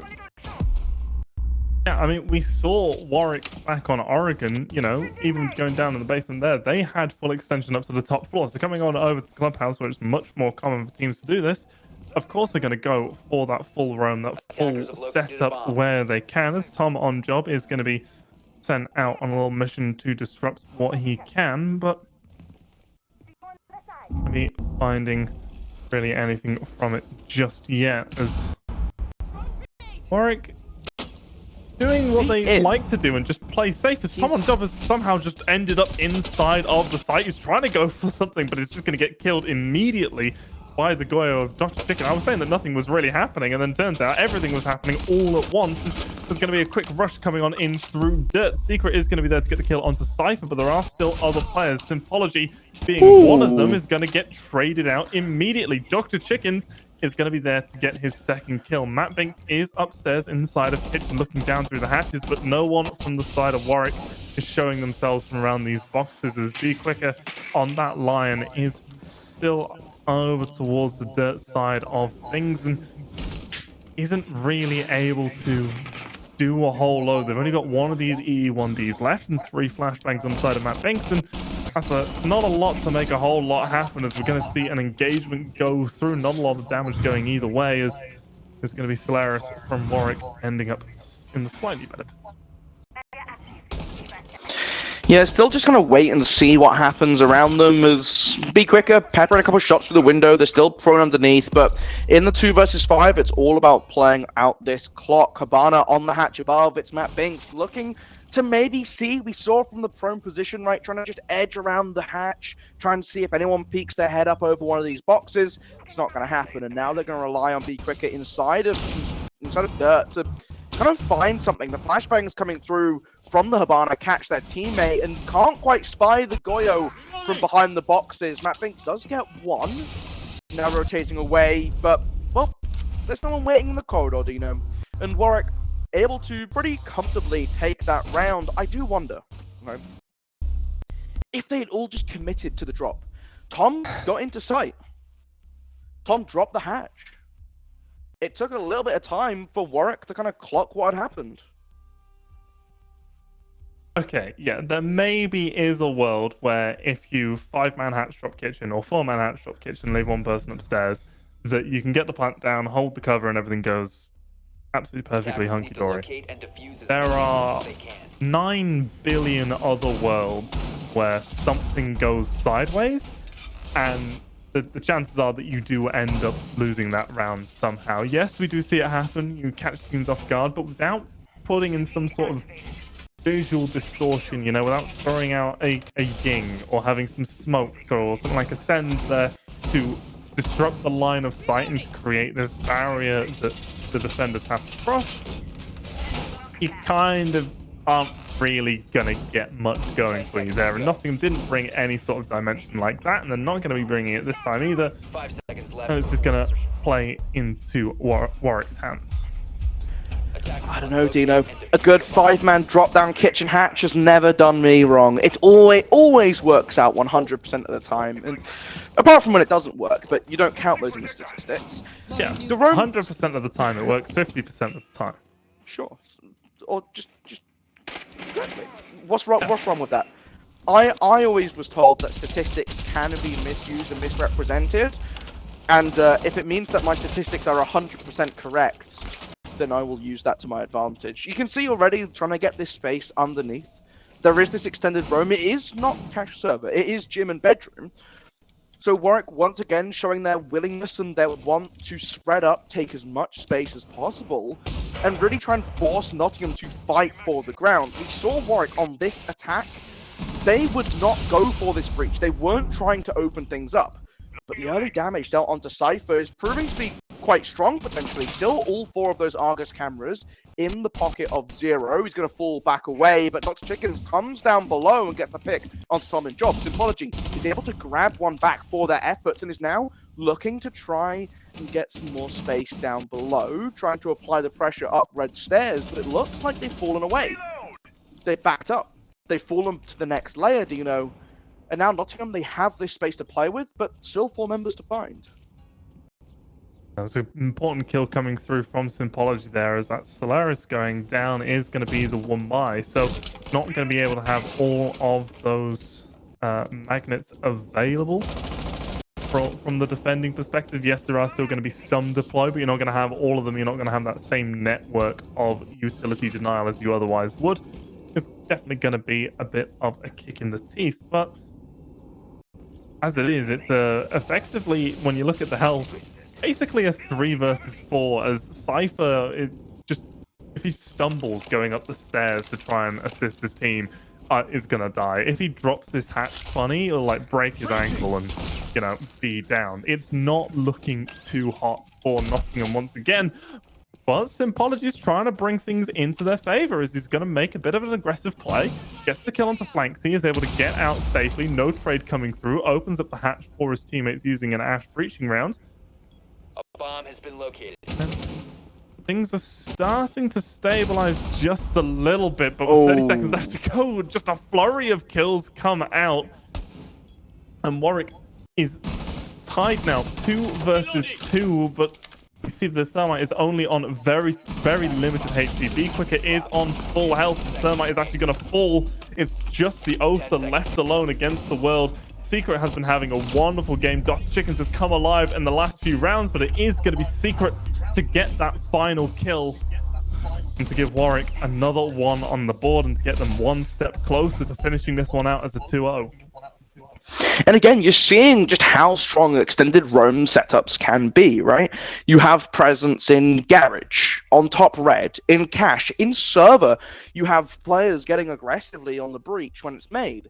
And what happens? You're forced to invest so much time. You lose Tom on job. You lose so much of the HP of your Zero to the point where they now have to be really cautious. They can't walk up too aggressively. They can't really be fully useful.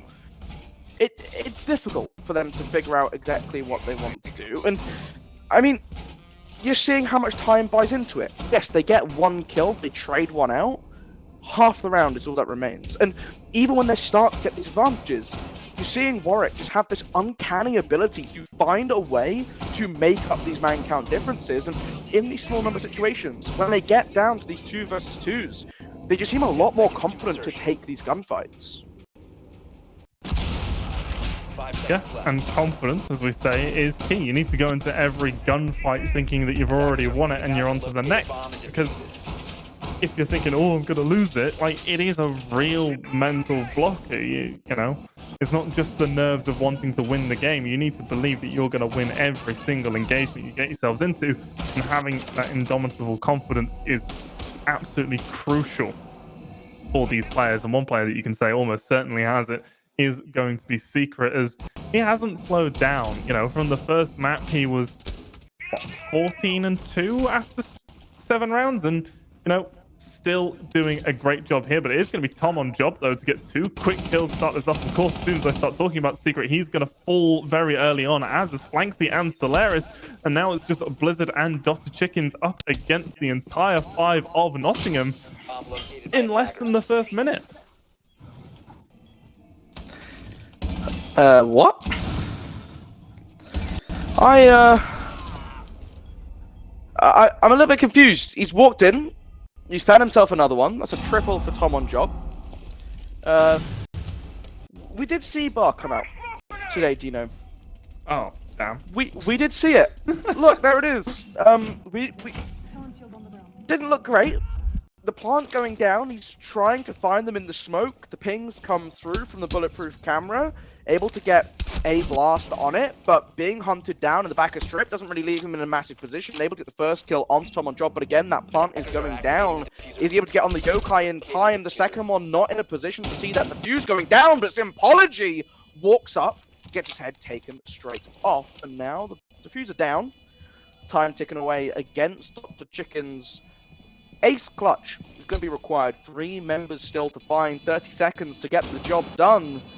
He's looking for them, but just Nottingham playing this very sensibly. They're very far apart. They're backing up. They're not engaging into the gunfight with Dr. Chickens. They have the Thermite. Binks is just waiting. He's watching Dr. Chickens. He's looking at him through the Osa Talonate, and he's not going to challenge him from it. The bit of doorway, lounge, going to be a slight engagement, but ultimately nothing really showing up. Matt Binks, now the round is won. He wants the fame, he wants the glory, he wants to try and grab the kill.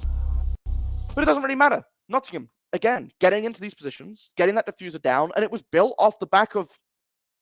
What's the word I'm looking for here, Dino? Accelerated entry? Shift W. Shift W? Shift Super W, I quick? think, yeah. I'm just going to say we are quickly coming back to our cameras. We are going to let the teams play. We are hoping that this is going to be the resolution that sorts out all of our technical problems for you. So you can see all this action coming through in the highest fidelity Twitch will allow us to output. But that right there, that round, that is an example of why you don't play bar. Because someone can just run in, get a bunch of kills. They can plant really, really far away. You can't do anything about it. And it just gets tough. To be able to play bar successfully, you have to push them out from the site, but they can get into the site so quickly. So quickly. It's one of the fastest rooms to enter onto the map, and you really can't do much about it. It's difficult because the strength of bar as a site is that if you have this pressure above, you force your opponent to deal with it, right? They have to come above. They have to try and challenge you upstairs. And you can see before, right? That's why Gym is such a comfortable site. We saw Warwick when they're just extending massively and they are willing to play with the whole of the top floor available. The difference this time is that they were just walked through so quickly. There was no hesitation. There was no worry. There was no panic. They just walked up. They got 3 kills off the rip. You don't have to think about it anymore. And now we're in this round. Warwick's still in the driving seat, still now going back down to basement. Slightly different approach here. I don't think we're going to see quite an immediate drop down kitchen hatch this time around, Dino. Yeah, I mean, Tom on job, first of all, is nowhere near kitchen, so that's probably a lot of the early round chaos isolated. Basically, follow him to see just some mental thing happen in the first minute and a half of the round. Action. But this time, yeah. It's like someone standing there with a little clapperboard and going, action, and Tom on job just runs in and this time gets the kill onto Secret. Tom on job has come out of nowhere here on Clubhouse and is having an absolutely stellar performance. Secret has been quietly working away in the background and does still have 1 more kill than Tom on job, but Tom has, in this instance, put his team very definitely in the driver's seat with the momentum here. They still need to get this control of blue, though, and we're seeing Binks come round, start opening up the hatch. They have Cypher inside of dirt. The Reterra's all used up, so now at this point, he's just looking for those frags, looking to get in aggressively, and Tom, again, just being this nuisance on blue stairs, finds himself another pick onto Blizzard and can start paving the way down. You still have the Malusi tied in, trying to crossfire with Flanksy, but it's not working out for you at all as he swings in, gets 1, grabs the second, through the Vulcan canister as well, just not letting anything disrupt his momentum, now waiting out the time before the fire. Sympology will find the final kill as they try to cross through the corridor.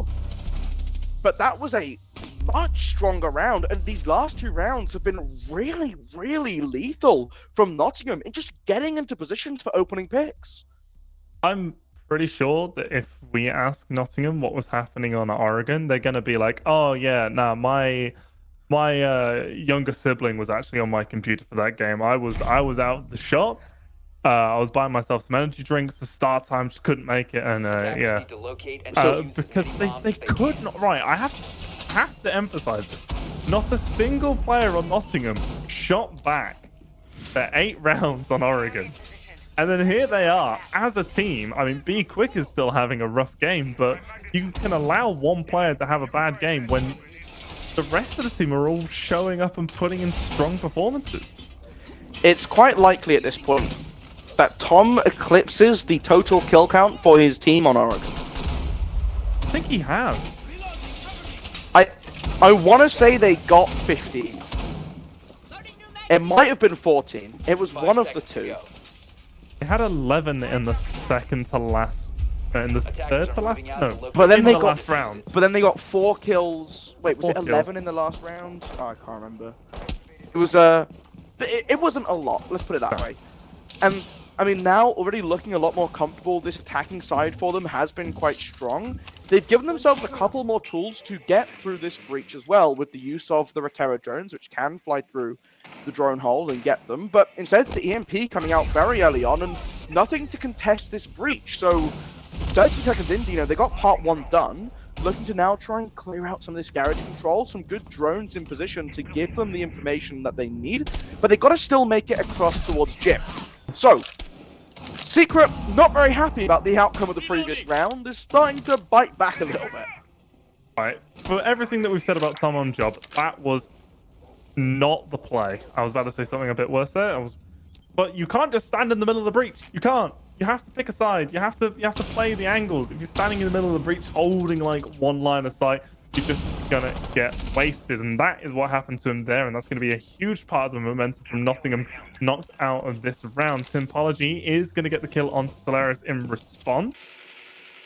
You know, keeping things kind of close again, but without having that main driving force, it's still going to be a difficult challenge, and they've got to clear all the way through to the other side of this top floor, and they've started to work their way on into cash. They've got construction to clear through, and then into the objective itself.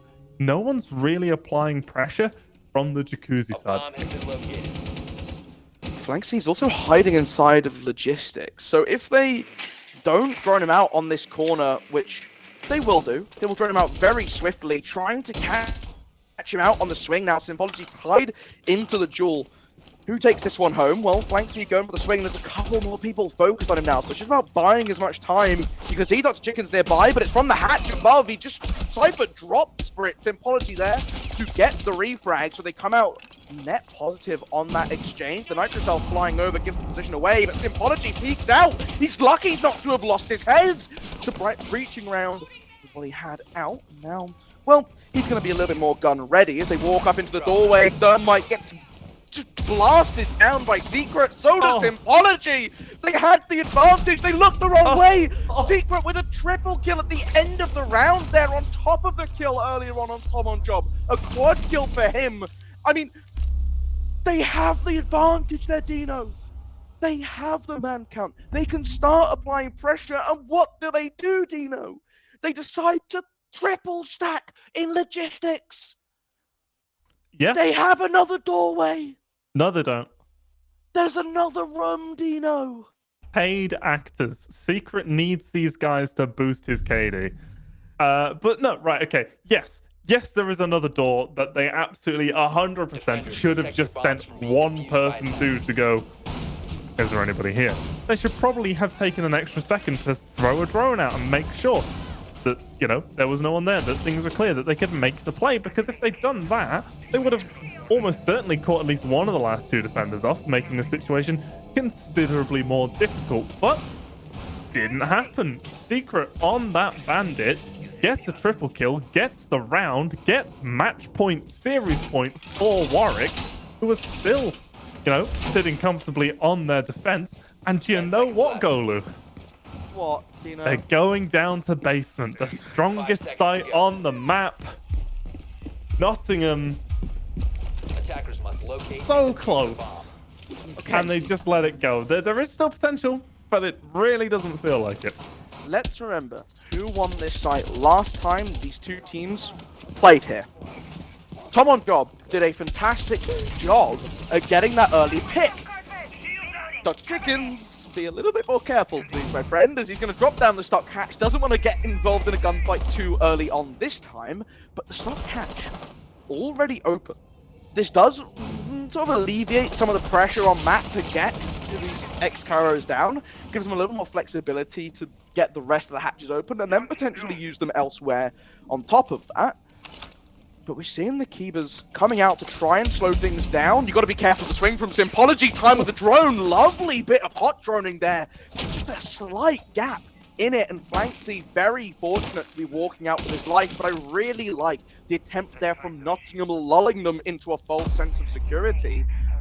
A minute gone. Attackers have A little bit of located damage bomb. done onto his army, but still alive to deploy these Keepers. But Solaris is upstairs and above. So secret. Dr. Chickens gets the first kill now, Dino. B-Cooker goes down. The Lion is gone.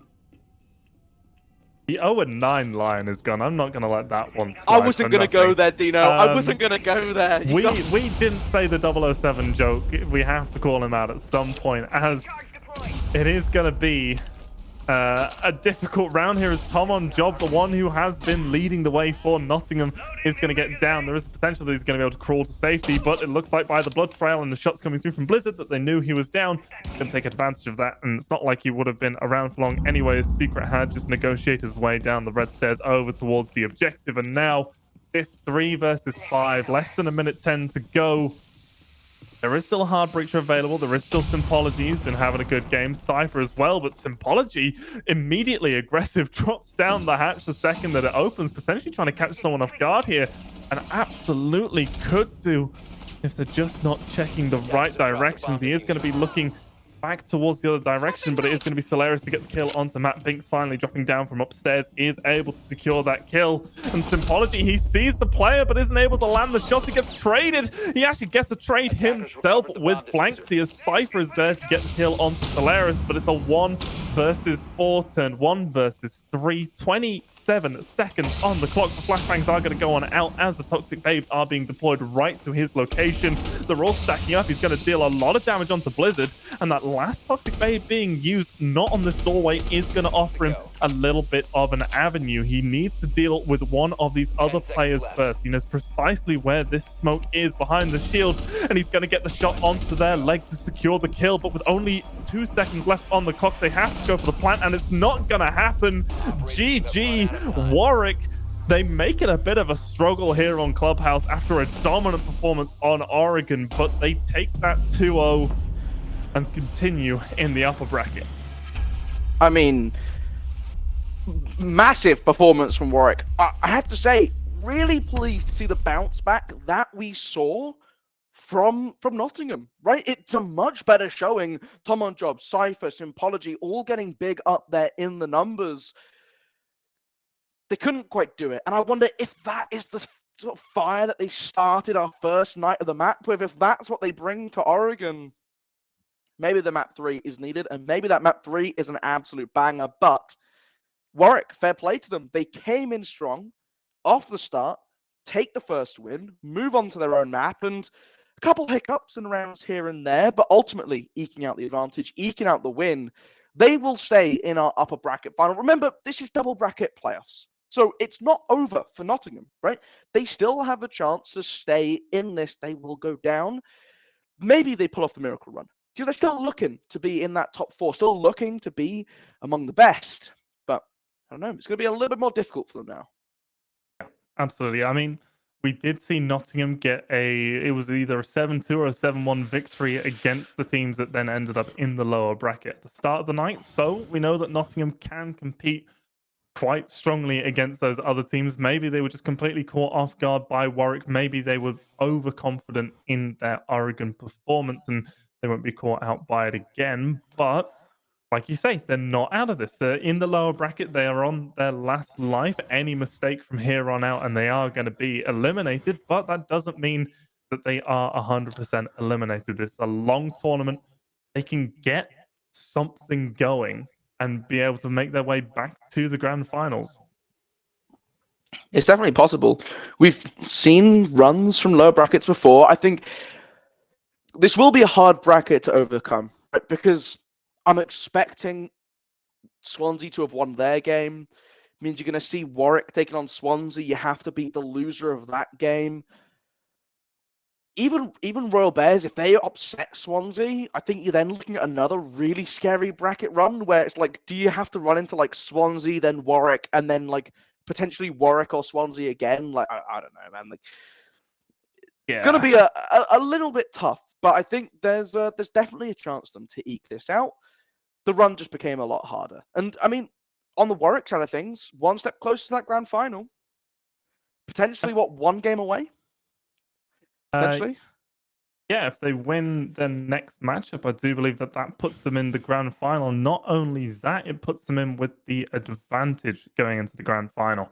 And Yeah. because this is a best of 5 grand final, they get to choose, I believe it's one of 3 map pick ban options. They can either pick one map right at the start and then there's extended banning phase, or it's the normal ban pick, but with just different teams being able to choose the decider. So there is quite a lot to play for when it comes down to deciding who is going to be that upper bracket team, who wins that upper bracket final.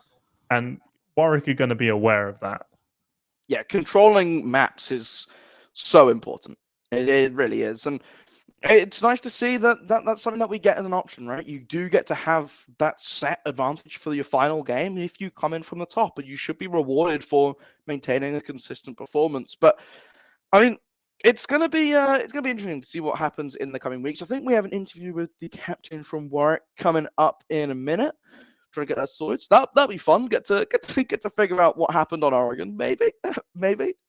Yeah, I mean, finding the difference in mentality between Oregon and Clubhouse is going to be quite interesting because you could see it at some points on Clubhouse, despite the fact that Warwick a lot of the time felt like they were in control. It still didn't go their way, and they were put in situations that they'd previously been forcing Nottingham into. Having a 1 versus 5, clutch or kick type situation.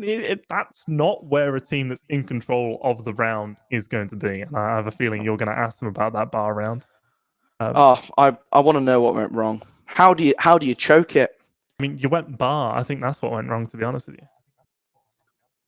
Dino, we've been getting along so well all evening, and you have to try and ruin things right at the end. I don't come at the bar site. The bar site's beautiful. I mean, okay, it looked bad. It didn't win. Tom on job ran through them.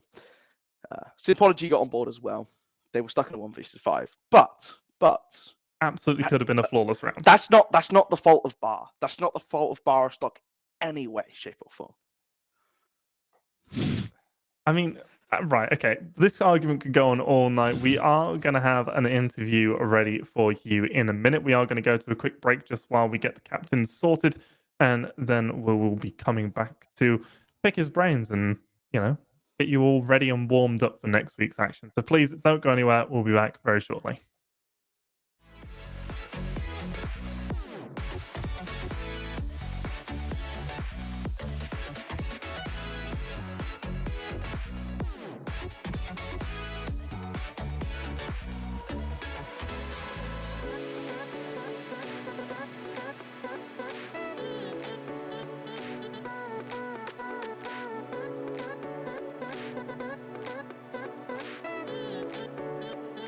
Set.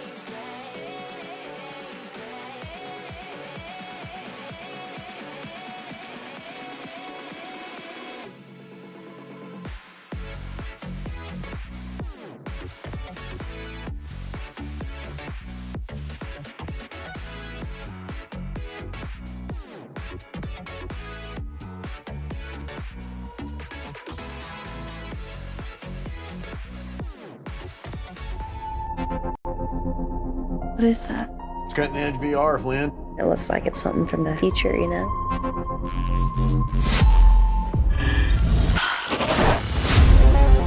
Flynn took a trip to future London. Saw something she wasn't supposed to. Now people from there are trying to kill us.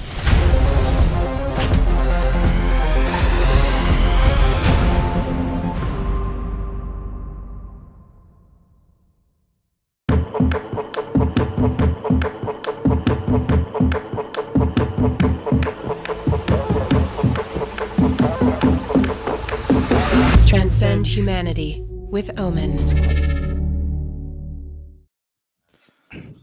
Hello, everybody, and welcome back to the stream. I mean, we've got Secret here joining us from the winning side, and the names keep changing. Are you Secret or are you Blizzard? You're I'm Secret. Blizzard. I'm Blizzard. You're Blizzard. But yeah, it's on his PC. But yeah, I mean, I'd just say that you were Secret, so that that then you secret, can. that secret there.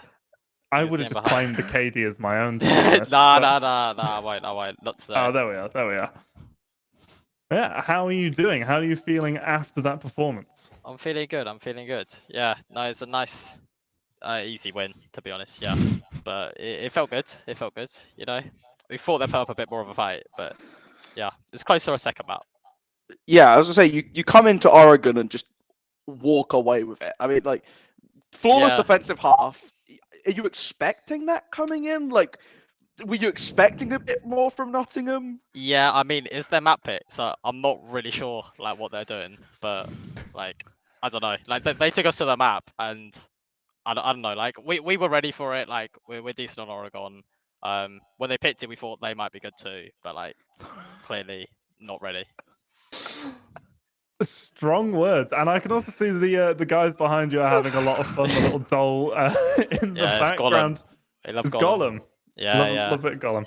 How does being in the same room together when you're playing sort of help you guys work? Does it give you a little boost of energy? Yeah, no, it's definitely fun. Like, I mean, like it's just a much more fun way to play than just chatting online. So yeah, it's definitely good. Helps with the vibes and stuff. Are you? We were talking beforehand, right? Myself and Dino about how many times we'd see Bar get played on Clubhouse tonight, and you guys brought it out. It didn't quite go to plan. Is it a site that you guys feel like you want to try a bit more, or was it? What was the inspiration to bring it out, and why didn't we see it again? Yeah, no, like with Bar, I think we've played that site a few times now, and it has worked out well. We prefer it to CC overall. We do think it's a better site. It's just that round we literally got like 2 opening kills on us, like which we weren't ready for, and then the round was kind of just gone from there. But I do think it's a better site, and it is like we didn't really get to play our strat properly because of that, and then we were just like, let's just go to the other sites to kind of close it out because it just wasn't worth risking it again. Come on Job did absolutely come through in the second map and make things quite difficult for you guys. Did you guys change your strategy in any way to try and deal with him? You know, the aggression at the start of the round that he would apply did catch you guys out quite a few times. Yeah, I mean, we were just trolling, like getting early picks onto us a lot of the rounds. And just losing gunfights, I'm not gonna lie. But yeah, it definitely was that a problem. But I mean, we managed to close it out at the end, and like there's lots of rounds where we just went for it and got shut down instantly. That's the risk you run when you like just peak early. So it was fine in the end. Yeah. Nice. I mean, wonderful. Congratulations again on the win. Then move up to the upper brackets final now, I guess. Right? You got one more game to win, then you get to move on. The Swansea Royal Bears game is still underway. Which of the two would you rather be facing? The easier match, the team you want to beat more? What are you thinking now? I can't lie. I want to play Royal Bears. I'd rather face the easier match. Yeah, but but like yeah. I mean, we'll do our best against whoever we come against. I mean, we'll sap up Swansea if we play them. Yeah, I know it's got a bit shit recently against them, but we won on LAN. We won on LAN against you. All right, we won in SE last year, so we'll still slap you up. But yeah, like. Oh, apologies. Oh, God, yeah. Sorry. I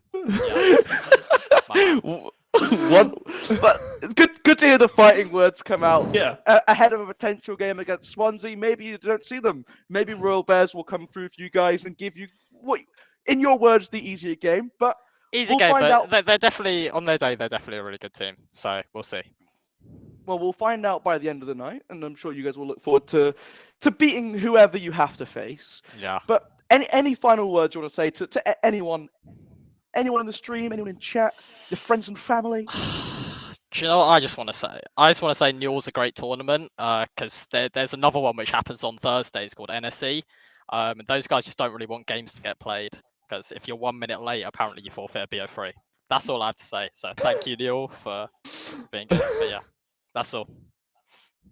Blizzard has not been paid by the North to say these things. No, so I just haven't, like to I point that promise. out there. So, all right. Well, thank you very much for joining us and for such an enjoyable interview. We hope to see more of you up here in post-game victories. But that is going to be all from us tonight. Thank you very much for watching the Rainbow Six Siege Amazon University Esports UK and Ireland for Spring 2023. And a huge thanks to our sponsors, Prime Video, Prime Student, and Omen for making this possible. Thank you all so very much for tuning in, and we hope to see you soon. Thank you. Good night. Thank you. Oh.